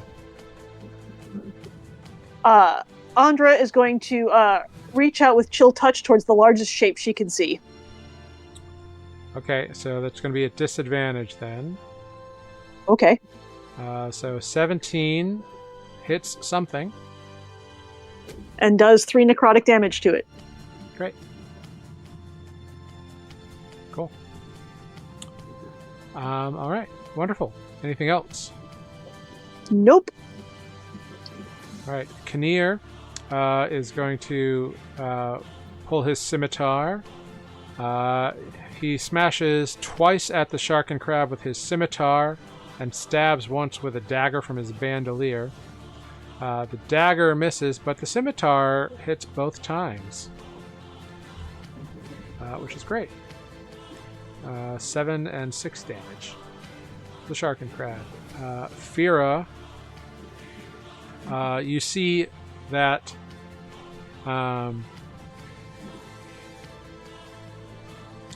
yeah, she burst another arcane energy. Wow, she's rolling like crap. Back to Corvus. Okay, I think I'm gonna switch the game up. And is it possible? Remind me if this is asking too much. Like to basically like stow the short sword and pull out the short bow. No, you can do that. It's fine. I can't remember all the intricate rules about it. Okay, so I'm gonna attempt to shoot the big guy then. Cool. It's at disadvantage because you can't really see that well. No, you're right. I can't really see that well. But I could maybe see the fish man, right? I would let you have the fish guy, the shark dude, the Sahuagin. Sorry, shark dude. Okay. It's not a fish man. 14 will hit. Well, a shark is a fish, so. Yeah, you shoot him right through the eye. Falls to the ground of the deck of the ship. Dead. Oh boy, now I have a sense that there's still a creature left, perhaps. I see a dark... Yeah, like you can see like a shape moving that is very large. It's just hard to make out what it is exactly in details. You know, it's looking through a mask, through some rain, in the dark. It's a little obscured. Okay, so I'm 5 feet up. So if I clamber down...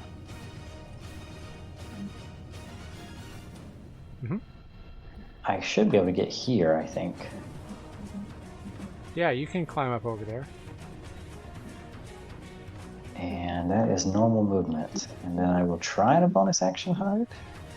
Sure, go for it.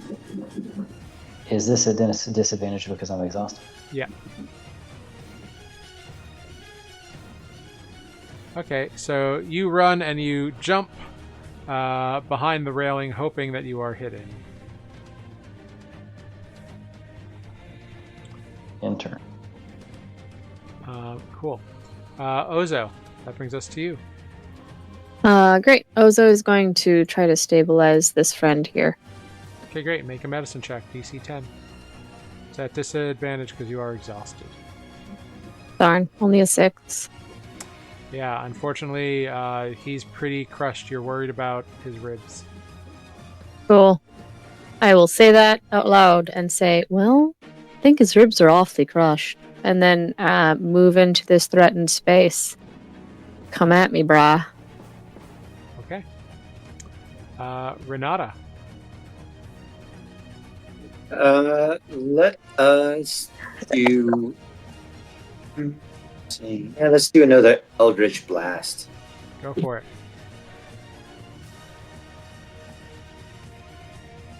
Wah wah. Ooh, that is not going to do it. Yeah, unfortunately, your note sours and it just goes wow. Yeah. It's not quite the right. Yeah, that's embarrassing. You feel a disapproving tisk in the corner of your ear. Anything else, Renata? No, that's it. Luneine. All right. Scoop the hex. Throw it at the shark crab. You're recasting Hex? Oh wait, I forgot I dropped it. Yeah. Stab. Okay. Move in and So I can stab, only do that stab. once a day. 15. 15. Your sword scrapes across the shell of the crab. No damage. Forgot it's a tougher shell. Yeah, these ones are pretty And not beefy. with an 8. I just. Yeah, unfortunately, the other one just boom, bounces off the claw. The shark and These crab. crabs. The shark and crab is going to bite towards Kinnear because Kinnear has hurt it. But with a 9, Kinnear dodges out of the way and fends off the jaws with his scimitar. And that is the shark and crab's turn. Selenar, over to you. I will move and attempt to stabilize our friend that Ozo is on. Great, go for it. Make a medicine check. That will do it. You successfully keep him from dying. Yay, not dead.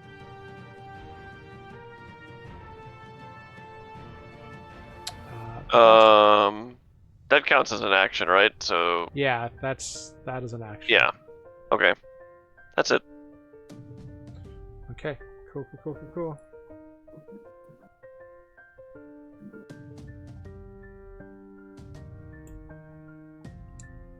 Alright, next up, our remaining sailor fires another crossbow bolt at the shark and crab. With a natural 20, everybody! Woohoo! Yeah, sailor boy. This time he takes his moment and just kind of lines up right through one of the shark eyes. Dealing 10 points of piercing damage. Good job, sailor. Andra, that brings us over to you. Cool. Andra is going to 5, 10, 15, 20. She's going to walk over here until she encounters this mass of decomposing shark and whatever this is. And she's going to stop. And she's going to send out the spectral hand again to the biggest shadow she can see. Yeah, you can see it now, so it's all good. It doesn't help. Unfortunately, yeah, 14 does not succeed. Nope. Right, There was an attempt. so Kinnear, fighting off the jaws, makes 2 attacks with his scimitar and a stab with his dagger. Let's see. The scimitar does hit on one of the strikes, but for 4 points of damage. This thing is slowly getting whittled down. Fira is going to launch, very frustratedly, another arcane burst at this thing. And it just ricochets off the shell. She's getting quite frustrated. Corvus, over to you. Okay, admittedly, I just realized I couldn't do my plan A because I can't stand here, I don't think, right? Nah. Is there a chance that this thing is tall enough that its head is near the... Yeah, it's 10 feet tall. Like when it rears up, it's 10 feet tall, so it's on a level with you. Gotcha. Is it feasible then if I jumped here to reach over and stab it in the back of the head? Because of its size, yes, absolutely. Gotcha. I'm maybe playing a little too fast and loose with the swappy weapon thing. No, you're fine. Unfortunately, a 15 will not hit. Oh, I was gonna... am I still at advantage if I was hidden previously, or was I? So you did not beat its passive perception last time, unfortunately. Gotcha. In that case, I will bonus action disengage and get back here. Yeah. Yeah, this is where you notice this guy on the ground. And I will try to check on him. I have no medicine at all. I mean, you can make a quick perception check because it's a full action to like. Yeah, do stabilize. things. Yeah. So perception check, disadvantage. Oh, well, that's probably what it's going to be. Let's do it more time. Yeah. And it got worse. He is unconscious on the ground. I don't know what to tell you. Ozo, we're over to you. Guess what? Punch. Punch away. You're supposed to roll.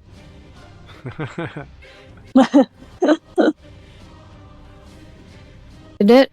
A 24 will absolutely hit for 6 damage. Excellent. I am going to punch again, and I'm going to use a key point to do flurry of blows. All right, make those attacks. 1. 15 will not hit. Wah wah. And a 2. 17 will hit. Excellent. Fantastic. So pop. The second strike kind of bounces off the shell, but the third one makes connection. The shark and crab is looking rough. Renata, we're over to you. Yep, one more time. We'll do Eldritch Blast. Yeah, do it. Oh, man. Yeah, unfortunately... I'm just a one-hit wonder. It doesn't... Yeah, the energy just kind of dissipates over the shell. Anything else? No, that's it. Luneine. Stab. Stabby stab. Nope. 10 will not Nope. pierce the shell. Oh wait, nope. Unfortunately, 14 Just waving will the not sword pierce around. the shell either. So this time, the shark and crab is going to... I'm actually brushing him with the paintbrush of butter. Getting it ready. Yeah, is going to try to claw Ozo. That's an 11 to hit. So it's going to try to snap you up again. That's a natural 20. That one will hit. So you take 7 points of bludgeoning damage and you are grappled. The good news is now it is grappling with both of its claws. So that's good. Selenar, we are over to you. Unless you're one of the people being grappled. I'm going to wild shape into a wolf again. Okay. And then I will... The square in front of me is occupied by a stable but mostly dead body, right? Yeah, an unconscious form. So if you click on your token, you'll see the blue circle. You can track your wild shape hit points in that. Yes. You'll notice that Selenar now looks like this. Oh, he's pretty. Way cuter now. Yeah, I'm just gonna move then around to here. Yeah, you can get there. And I don't think I can do anything as a bonus action as a wolf. So I think that is it. Alright. Our sailor friend, who she crit so nicely last time, is going to make another crossbow attack at this thing. Not a crit, but it is a hit for 4 points of damage. P'tiow.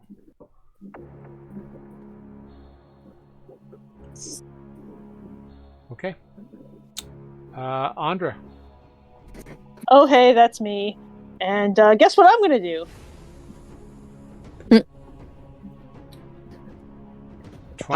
23 will hit. For 6 necrotic damage to that. I say ghostly necrotic fist. Yeah, it is looking super, super rough. Anything else on your turn? Negative. Okay, Kinnear, still in its grasp, is going to do some damage. His first scimitar bounces off, and actually he loses the scimitar on a natural 1. So he's just got his dagger, which will not pierce the shell. Fira goes ahead for an arcane burst. Nope. She rolls the crap. Corvus, we're over to you. Okay. I'm gonna do the same tactic. A little skirmish. I'm gonna dip in, try to stab in, get out. Yeah, go stabby stab. An 18 will hit. Go ahead, roll damage. Yeah. Corvus, what does it look like when you slay the shark and crab? Oh my god. I come up, boop him on the nose with my hilt to stun him. And then I assume maybe he opens his mouth to scream at me, and I just stick it through the bottom of his top jaw. Yeah, right through his little sharky brain. And out. The creature slumps to the deck, releasing his grip on both Ozo and Kinnear. We'll drop initiative. A quick check-in on those who are unconscious reveals that the one who was stabilized is okay, unconscious, but okay. The other one, unfortunately, is dead. Failed all 3 of their death saving throws. And most of us didn't even know they were there. Yeah. Yeah. Too late. Yeah, so Posser, one of the human men on board, has unfortunately passed away. Well, that's going to be a somber day at sea tomorrow. Rip. Yeah. And we will pause there for a quick little bio short rest. Moment of silence. So thank you all very much. We will be back in 5 minutes. We're just going to take a quick little bio break. And we'll be right back with this crazy adventure. Thank you so much.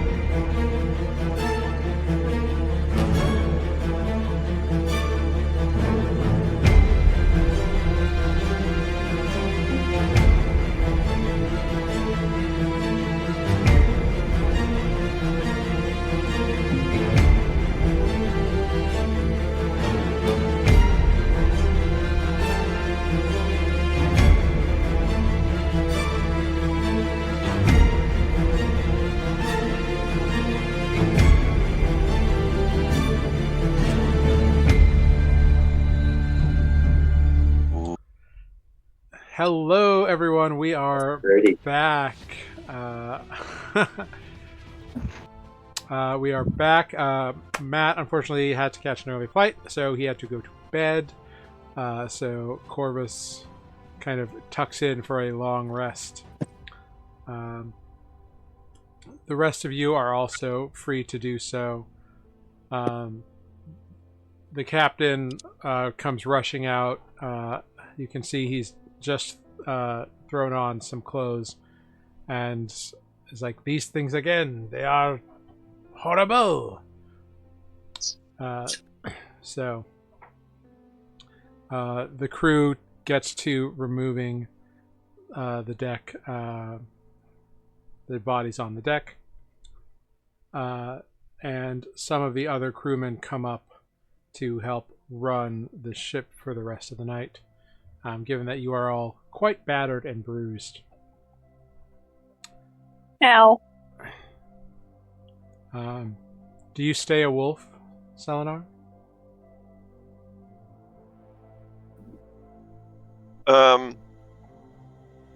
Because you did complete your long rest, so it's up to you what you would like to do. Well, I don't have any spell slots again, so I probably will long rest again. You just woke up. Yeah, it's going to be a day until you can long rest. So, but you can short sure. Then I will definitely short rest, at least to get health back. Yeah. Right. So the evening passes. Everybody else eventually completes a long rest as well, which gets rid of your Woo-hoo! level of exhaustion. You recover half of your maximum number of hit dice, so if you use both, you get one back. And What did I just do? that day, when more people start to come up and like the sun starts to rise, Luneine's gonna tap out. yeah, well, like after the battle, the captain woke other people in the crew, Okay. recruiting some of the people who had been injured but were mostly recovered, now swapping them out. So Kinnear and Fira stay, as well as the one sailor who was uninjured. So we just needed to swap out a couple people to run the skeleton crew. But they do so you all can apply a long rest. Get half your hit dice long back. rest. Once everybody is awake, so around midday or so, the captain holds a memorial service for Posser, who is the human crew member who has passed away. So a lot of the crew share from fond memories. There's laughing. It's that mix of laughing and sadness that comes with such a sort of thing, where you reminisce about your time spent with them. It seems like this crew, for all their jocularity and the fun they have with one another, really do care for and respect each other. I will cast some dancing lights in his favorite colors. It's very appreciated. Renata, Because I can. Yeah. You something stirs you to grab hold of that spear that was recovered that got stuck at you. Right. Yes. Yeah. You see that I'm not fighting. You see that it is inscribed with the name Briarwood. Oh. Wah, wah, wah.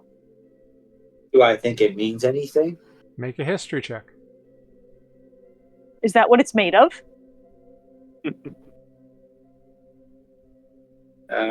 History.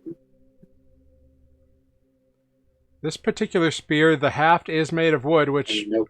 doesn't make sense for a sea creature to have had it. Mhm. Unless it was salvaged, maybe. But Yeah, I rolled an 8, so I doubt I know anything about it. yeah, the name is not familiar. Is it in good condition? Can I use it? Yeah, it's functional. All right, I'll hold on to it. Great. You can add a briarwood A spear, spear. a briarwood spear to your inventory. Hell yeah. Hey, Nature Boy, do you know what kind of wood briarwood is? Oh, I guess I'm not there. I guess I'm not really reading over his shoulder. I will shut up. Sorry. Yeah. Unless Renata shares the information, but that's up to them. Yeah, no, I'm not paying attention. I'm I not. mean, if anyone asks, I'd be like, yeah, I found a stick. All right. It says briarwood on it. Yeah, great. So you have that. Feels kind of like picking up a knife that says steel on it. Yeah.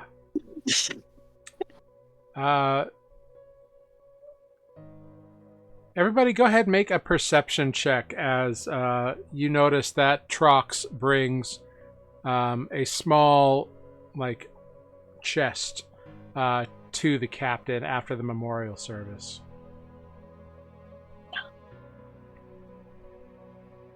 Man, Oh, my ability man. checks are Nah. horrible. Okay, Selenar, you over here. Oh, Luneine, did you want to get in on this or no? Sorry, what? Perception check? Percepting. Yes. Am I? Wait, no, I'm not exhausted anymore. Hold on. Nope, the exhaustion is gone. There we go. Perceptify. 21. Great. So Selenar and Luneine, you both over here as Trox brings this little box up to the captain. These are his personal effects, Captain. I'm not sure what his final wishes for this stuff was, but I think it falls to you to make that matter course. The captain kind of looks at Trox for a moment and says, "Very well, Trox, I trust you to investigate and respect any privacy there and fulfill any last wishes you may find." To which Trox nods and goes into the galley, which is on the back of the ship. It's the door other than the captain's quarters. Opposite our cabin. Yeah. You guys are in the front there in the aft of the ship. So, Ray, with a 21, you hear all this, and you also see that when Trox opened the box to show the captain, it did seem like there was a letter on top, along with like a journal and a few other knick-knacky things in there. Did anything pique my interest, or? Something about the letter seemed intriguing for some reason. Reading a dead man's mail. No, that was a different character of mine years ago. It could just be that, like, you know, like it's weird that it was like a folded letter. Captain, is everything okay? Oh, yes, it's just a somber day, you know. It's very sad when we lose a good friend and a good ship and a good crew man. Pusser was a sharp-witted but sturdy man. It is sad to see him go. His absence will be felt, especially on the remainder of this voyage. But Trox is going through his personal effects. If you would like to help them, I'm sure they would not mind. You can always ask. But Sure. Very well. I'll head to the galley then. Yeah, it's you've been here. It's small. It can only feed a few people at a time, kind of deal. Like the meals are not like big meals for everybody. But Trox is in there, and you see they have laid out like a journal, a folded piece of paper, a like very small knife, a handkerchief that has a couple pieces of jewelry kind of on it in the middle. It's like it was like a little bag that he like untied or they untied and unfolded, and a few other like little knick-knacky things like a couple of like animal bones or teeth or something, just little knickknacks, and then like a small pouch. Trox looks up as you enter. Oh, Mr. Luneine, is there anything I can help you with? I not exactly certain. I don't know, I saw the box and had a strange feeling, I guess. Like, I don't know.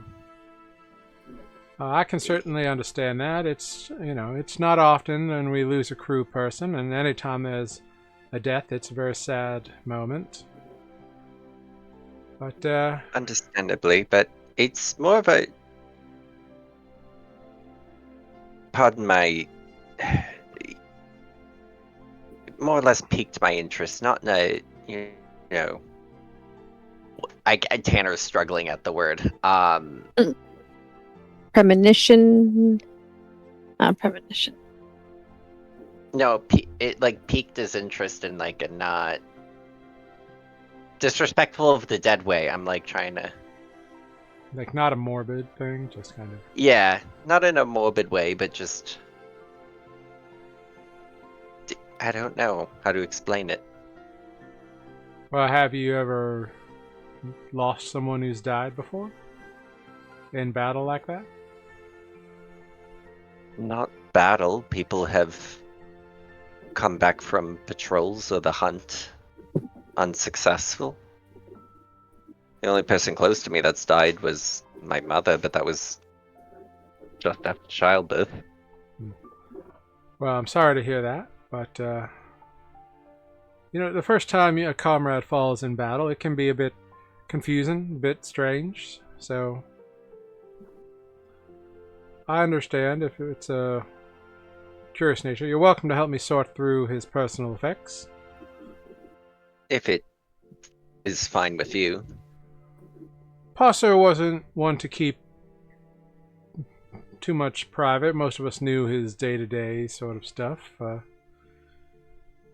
And it's nothing too untoward, it seems.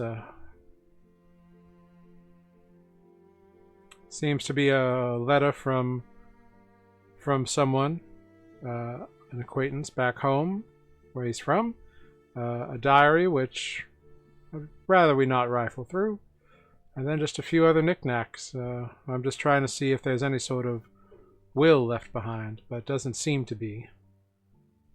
Well, I know I'm not part of your crew and I'll disappear fairly quickly. I could take a gander through skim through the diary.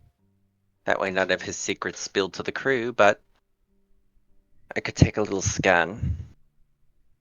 Yeah, I don't see any harm in that. Maybe something might fall out of it. And they slide it over to you. The diary is it's well used, but it's also well made. It's got one of those like oil skin covers, so it's like refresh or water repellent. That's the word, repellent.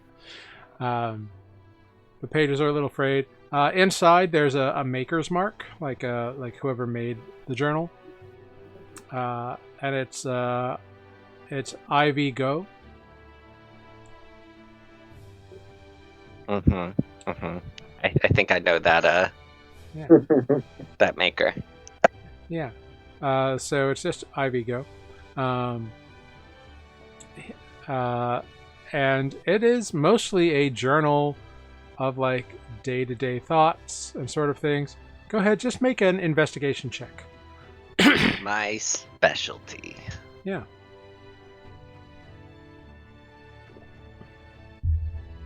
That's not terrible. 12. Yeah, it's pretty normal kind of thoughts and stuff, like a recounting. Not so much like the day-to-day, like there is some of that, but like anything eventful like is in pretty good detail, and always in such a way where it makes Posser look really good. He's like, oh yes, during during this fight we had a rough go of it, but then I swung around on a rope, came down and saved Gam's life with a swipe of my sword. It was amazing. Stuff like that. Pressed into like about 3/4 of the way through the book, little journal, which is about near where the last entry is, you do find a leaf. And on the page that the leaf is like pressed into, it says, "Strange traveler gave me this leaf. Not sure why or what it's for, but could be cool, I guess. I'll hang on to it. Put it into a like a ante or a pot of like a poker game, essentially, and so want it in a bar somewhere." You pick up this leaf, and it's a deep green, even though it's been plucked. It's a deep green, but what interests you are the like veins that run through the leaf are very opaline looking.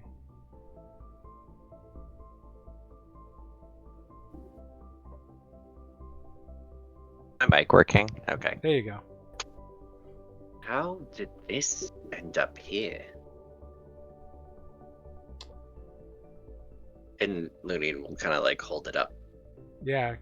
Go ahead, make a nature check.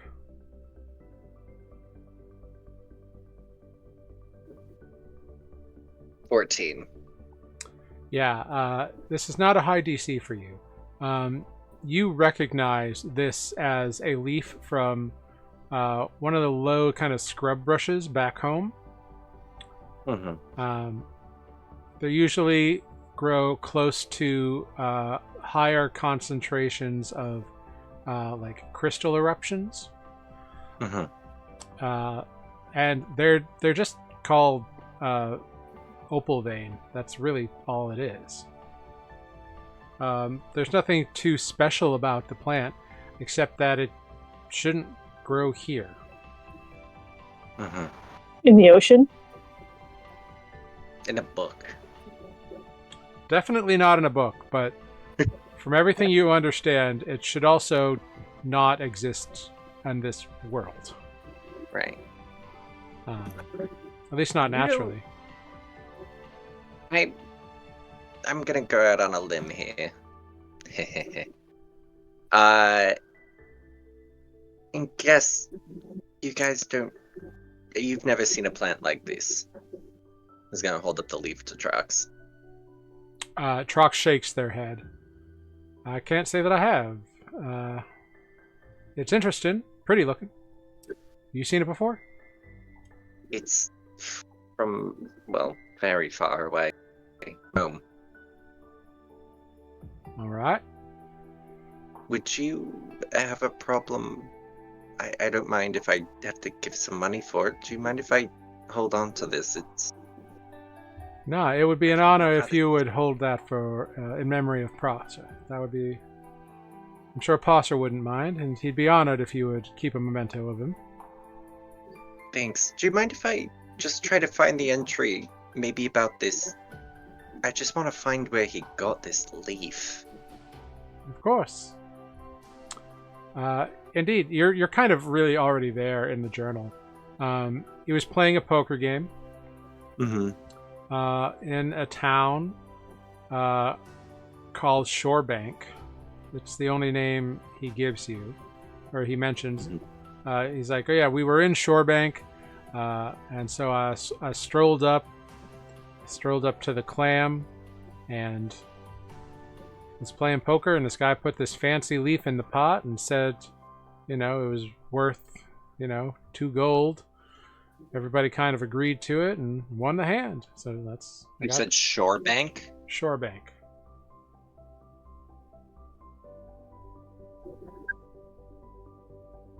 Sorry, continue. I'm good. Yeah, a town called Shorebank, and he names the tavern or the bar or the gambling den just as the Clam. Doesn't go further than that. Everybody agreed that such a rare thing would be worth 2 gold, so into the pot it went. He won the hand with a straight flush. At least that's what he claims in the journal. And that's his story on where the leaf came from. He describes the guy who put it in as just a sailor. Sailor had purple eyes, dark red skinned tieflin fellow. But that's all he's got for a description. Alright. Where's Shorebank? Shorebank? Well, we put in there once or twice. It's in the peripherals. It's a archipelago kind of southwest of us here. I need to go there. Southwest? Is it far? It's a bit of a hike, yeah. It's all that remains of a continent that used to be there, 1,000 years ago. But it can be tricky to find if you don't know where you're going. Just because the archipelago, all the islands, it's a big maze in a way. And Shorebank's not that big of a place, and honestly, can be a bit of a rough town. Right.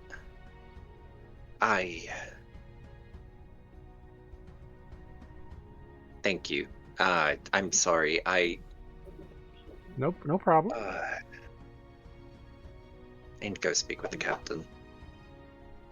And Luneine's just gonna kind of turn on his heel, put the diary down, turn on his heel, walk out with the leaf in his hand.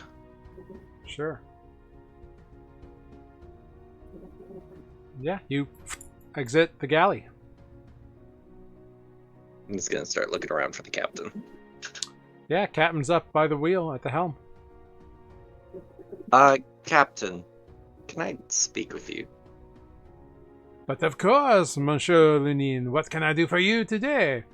On this very sad day. Beautiful though it is, the weather has cleared up. But it is sad that we have lost a crew member.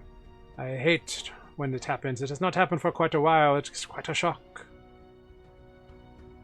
Of course, when one of the group dies, it's hard.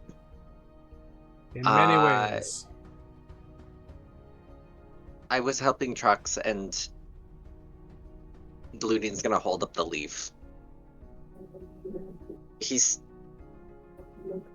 Sorry, you said, what's his name? Peshore? Posser. Posser. Posser. Posser. Posser said he found this in Shorebank. Oui. This is from very far away. Somewhat probably inaccessible by boat. I need to get to Shorebank. How do you...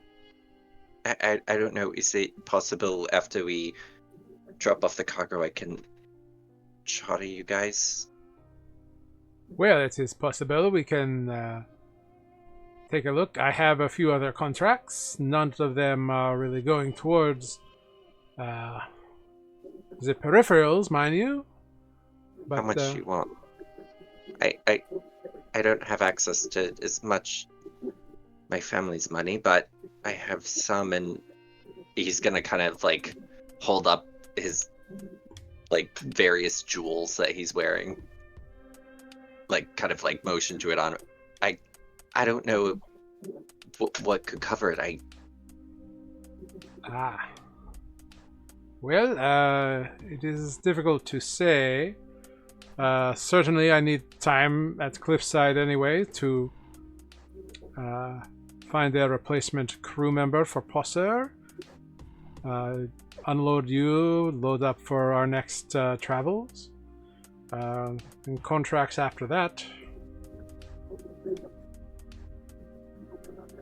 You see,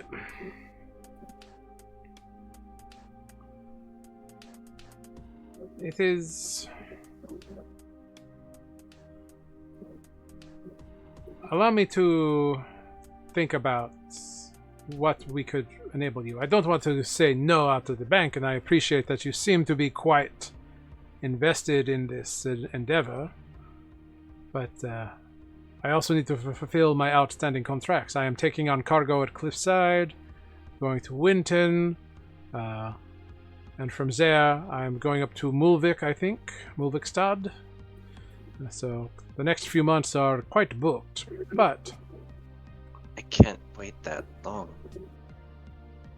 Do you know anybody else? in Cliffside, perhaps. When we get in, give me a few days. I will ask around, see who might be there. I will do my best to set you up with some sort of a arrangement. Hey, I would appreciate it. And like, Luneine's kind of more stoic, more, I guess like professionally put on face, kind of like breaks a bit, and he, in like a moment, kind of like just like hugs the captain. Okay, go ahead, make either a deception or a persuasion check of your choice. 12. Great. Love that.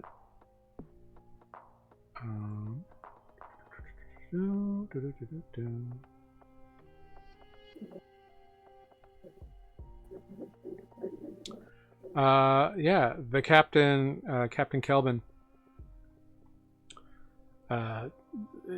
is no problem. I am happy to be of service when I can.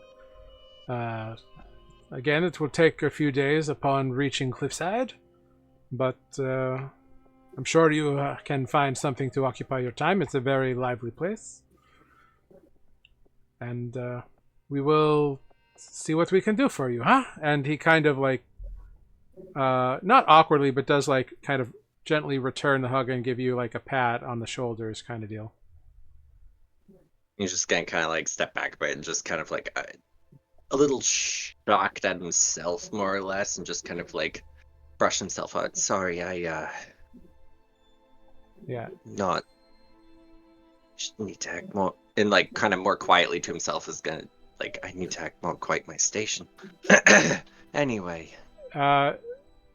Kevin is a little bit taller than you and kind of like looks down at you a little bit. If I may be so bold, Monsieur Luneine, I get the sense that you are not as close to your companions as perhaps I am with my crew. No?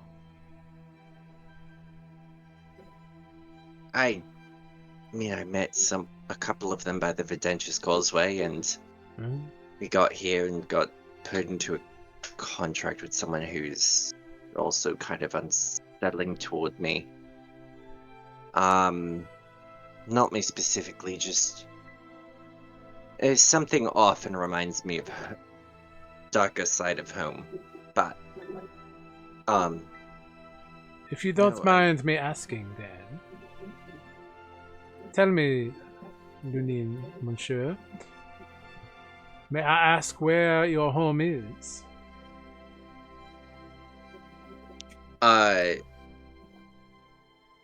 Well, Luneine's just gonna kind of like look around. I don't... The wilds? The what? Yes. It is evident to me in this discussion that you seem to be fond of your home, but yet you are not there. Is there perhaps something keeping you? I must tell you, if you are in some form of trouble, we have no interest in turning in one. We have dabbled in extra legal activities from time to time. It's part of the job as a cargo vessel. Sometimes people don't like you bringing things somewhere. Sometimes a person needs to get somewhere they should not be, or vice versa, out of a place where they shouldn't have been. So, if that is the situation you find yourself in, you are not in danger from me or my crew. I do not know where these wilds are, but if you are speaking of the wilds in Johanna, that could be any number of places inland that I have never been. I left the inlands very long ago. Well, I guess, I'm far from anywhere that can lead to there. My family's part of the summer court. I have no idea what that Great Wild means. Hunt. The Feywilds? The Feywilds? Oh, very far indeed. I have never met someone from such a place. No wonder you find things so strange and difficult here. This leaf is from this summer court you are from? Well, the summer court is more of a group of nobles, more or less like a kingdom, I guess, here. No, it's from my home, my forest, and he's just gonna kind of unsheath his sword and show it next to the leaf. Yes, I noticed your blades were quite opaline, and they certainly do have a commonality with this leaf.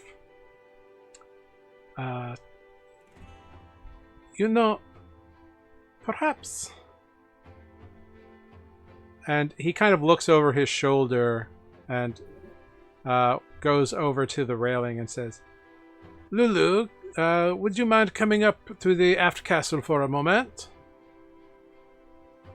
And about 10 minutes later, Lulu comes slowly walking up, leaning heavily on her staff. Yes, Cap? What you want, Cap? We got nothing to do out here. Lulu, our good friend, Monsieur Luneine, has found this leaf.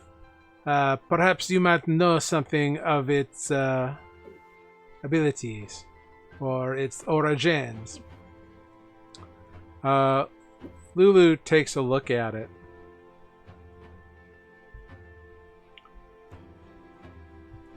Well, now, Cher, you see, I don't think this thing grew from here. This from the magic wild. This from the Fey realm. That's where this from. This from far away. That's right. This is natural, but it ain't natural to us. See. Very well, Lulu. Is there anything interesting you can tell about it, Monsieur Luneine? Do you have any questions? No, I just need to find who brought this here.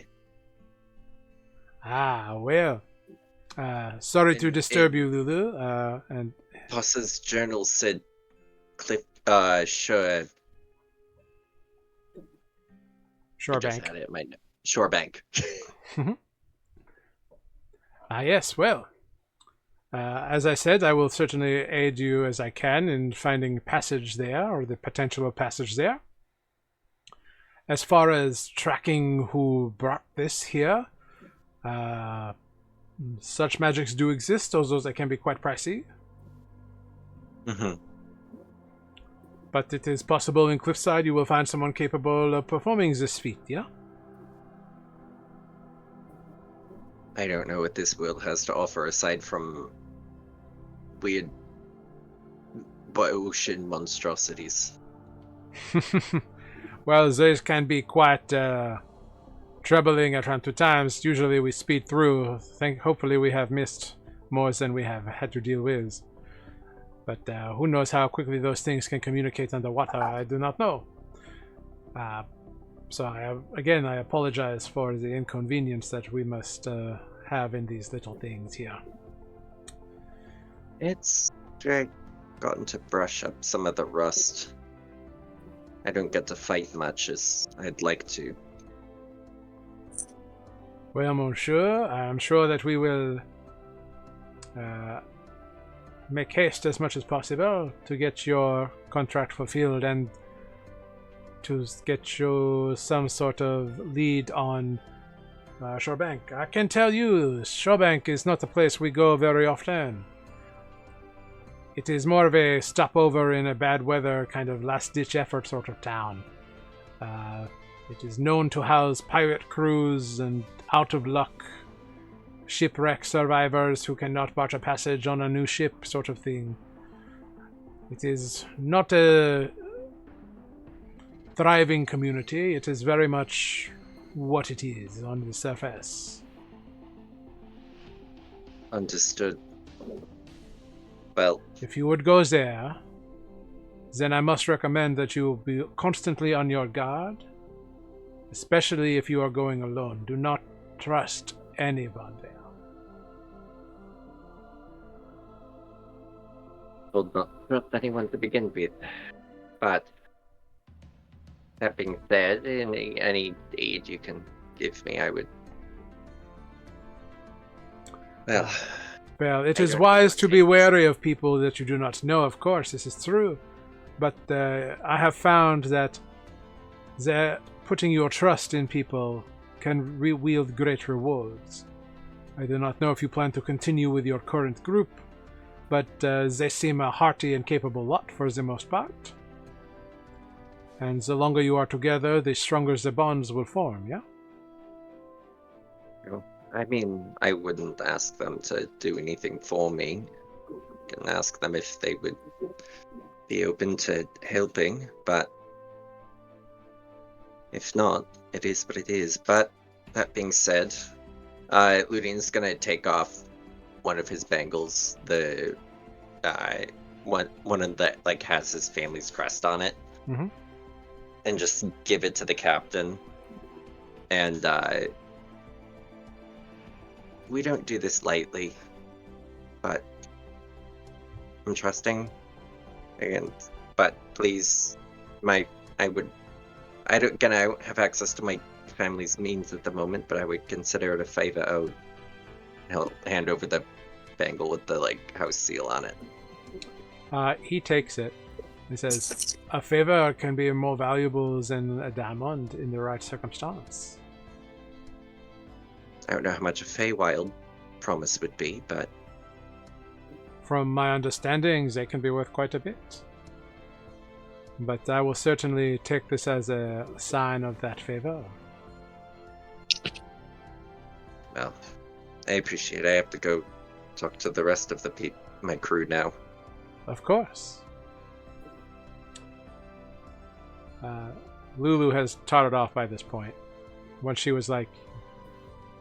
she spoke that it was not from this place, but from the Feywild, she went away.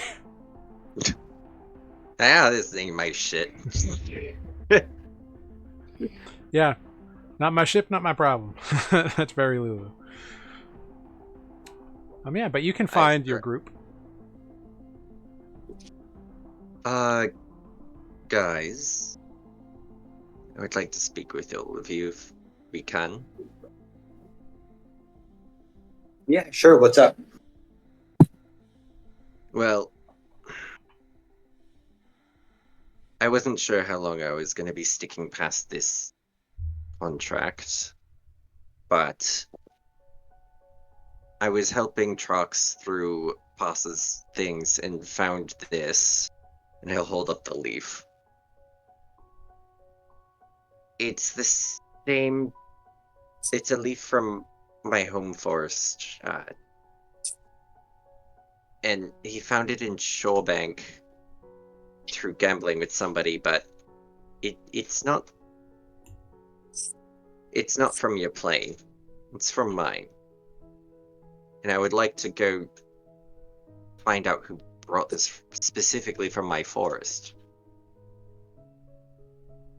It's far away from Cliffside. Southwest, I think they said of here. I don't know what that means. But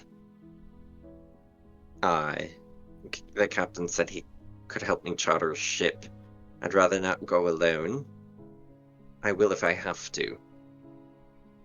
But I would appreciate help at least tracking down who brought this here with. I'll get up from where I was sitting, or laying down or whatever, and walk over and place one hand on his shoulder and say, "You have my guitar. Wherever you go, I will go with you." I appreciate that. And then I look back at everyone else. Ozo will shrug and say, I mean, I don't know. Do I see any ethereal presences? You don't see any ethereal presences. But those have been rare to you anyway. Fair. I mean, I go where Corvus goes, I guess, now. If it doesn't get in the way. I mean, we have to finish our contract first, and then the captain said he would need a few days to help me find a ship. So, I mean, we could finish our job, possibly charter a ship down to Shorebank and then back to Bendarian. Just kind of like a pit stop. How long have we been on this ship already? About 2 weeks. Week and a half, 2 weeks.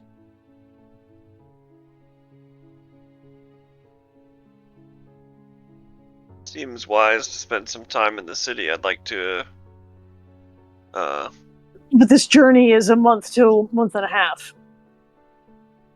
Yeah. I mean, we'll have to go back to Mendarians, but I don't know if you guys are okay with it. It would be a great favor to me. Well, I don't have any typical agenda. I'm down to explore any part of the world that my kind has not been to in many years. But personally speaking, some time on land might be nice. Well, we have to go to the harbor first. We have to finish our first job. We are bound by contract to begin with. Yeah. We'll have to figure out the contract. I don't know what Cash would say about taking extra time. I don't usually make those decisions. I think I might be able to talk to Cash about that one, we'll have either in person or some other way. But So this leaf, it's from the Feywilds. The Fey what? Feywild. Neat. Where are those? Here but not here. Different plane. Looks different. Kind of. I don't know how to explain it. But, yeah, it comes from my forest there. It doesn't grow here. And so the fact that somebody got it here is a bit strange to me. Sure. Yeah. Certainly worth looking into. Selenar, you can make a history or arcana check, and so can Andra.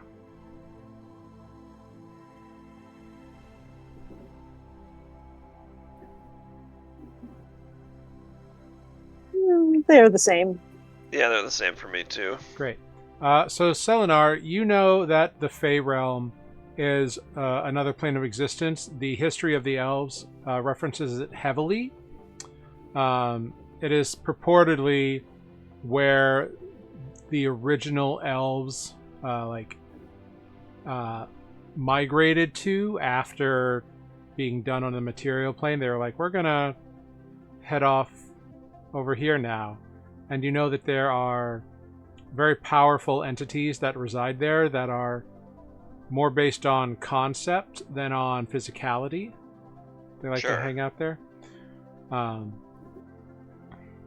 But you just have like a general knowledge of that, of it being that way. Andra, with an Arcana check of 22, you know quite a bit more. You studied a bit. Imalaj was very... Your teacher was very expansive in his teaching curriculum. So you know that the Fey realm is a source of all kinds of magic. There are entities you can summon from the Fey realm. Some wizards even go so far as to have like familiars that are from there, such as sprites or quicklings or creatures of that sort, or boggles even. Sometimes pseudo-dragons come from there. You also know that the magics that originate there are strange and different and wonderful. It's a place where intent can have as much meaning as literality. So your intent might be to, cast a spell that does one thing, but if the wording of the spell or the name of the spell is like a pun, then that could be what happens. Ring of the Grammarian. So it's a unique realm. You've never been there, but you've read about it from a magical point of view, and you know that the most powerful entities there are creatures called Archfey. And they have all sorts of magical abilities for good and ill, and they are capricious and whimsical and terrifying. Did you say you've been there? I grew up there. Whoa. My house is part of the summer court. Strong arm of the Wild Hunt. Did you know any cool creatures and stuff? Oh, tons. The forest I live is both beautiful as it is terrifying. Everything there is stronger. Can I meet them? I mean, we would have to go there, but that would be asking a lot, and I also don't know how to get back there currently. Okay. That's also one reason for tracking down whoever brought this leaf here. Maybe they have the way. What do we think the leaf does? Oh, it does nothing. It's just the same. It comes from the same forest that I come from, which is... Well, he'll hold up the leaf, hold up his hands, and the nails are the same color as the veins in the leaf, the opaline, his eyes are the same thing, and then his swords are all the same thing. Cool. What happens if you eat it? It's a leaf. It's a weird question. It might be a little chewy, but it's a leaf. To clarify, it is a preserved leaf, so it would be quite crunchy. Alright, even though it's green, it's still dry and crunchy. Uh-huh. Can I touch it? Is it fragile? Is it? It feels as though if it were handled inappropriately, it would break, but most things feel that way. Be careful. Kind of poke at it. Yeah, like it is lushly green, and the opaline veins are still very prominent. Um, Are the veins raised? Slightly, but no more than any other vein on a leaf would be. And is it like shiny or fuzzy or? So the leaf is not shiny; it's matte, but it's not fuzzy. And the veins are not shiny, but they are reflective. Sure. Like flecks of mica kind of deal, or opaline. Right. But they're not They're not glossy. It doesn't look like poison ivy. No. It's not like shiny like that. It's magical poison ivy rubs it all over your face. Yeah, you know. No. Although Probably. Luneine would know that normally the opal does like have more of a light to it, but this is dead and preserved, and so it makes sense that Sure. it's not that anymore. Sure. I wish I had a pearl to identify this with. Maybe one day? I don't know. I don't know where do pearls come from? Jewelry stores? Interesting. World of brain. Well, now that things are getting more in the open,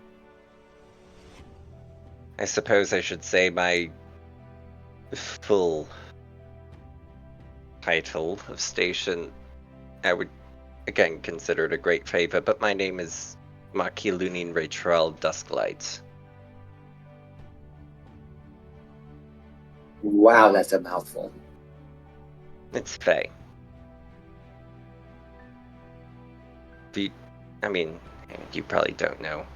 Everything's over the top.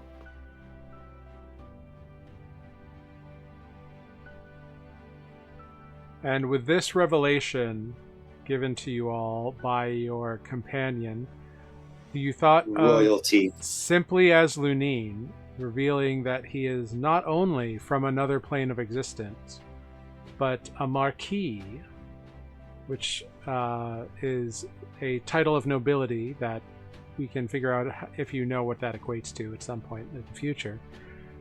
The ship sails I think it on. probably does. The ship sails on, and we will pick up there next time here on Nuuli Forged. So we'll end there for the evening. Fantastic, everybody. We got some action in and quite a bit of Luneine's backstory, it seems like. Or at least some of it. Oh, there's a lot more. There is a lot more. Writing. Say, Yes, this is there's Tanner. a whole fucking novel. There is a bit more. We got 30 more pages to go for the base. Chapter 1. Fair enough. But yes, we will end there for the evening.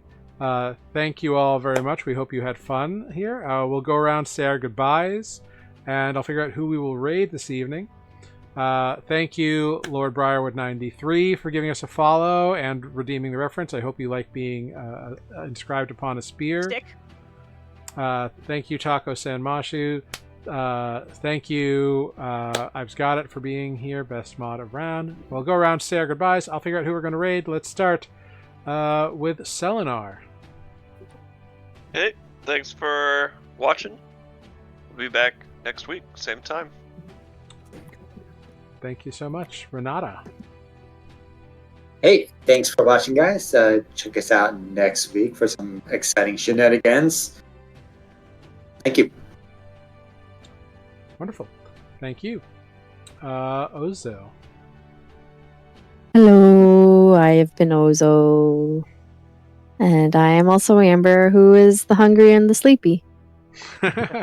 Those are my two defining factors. Next week, I will probably also be hungry and sleepy. Fair enough. Every day. Always. Feed me, Seymour. Luneine. Thanks for watching, guys.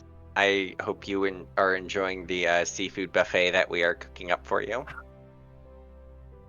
on this hot, hot ocean. hot, hot ocean. It's so weird. How do they exist?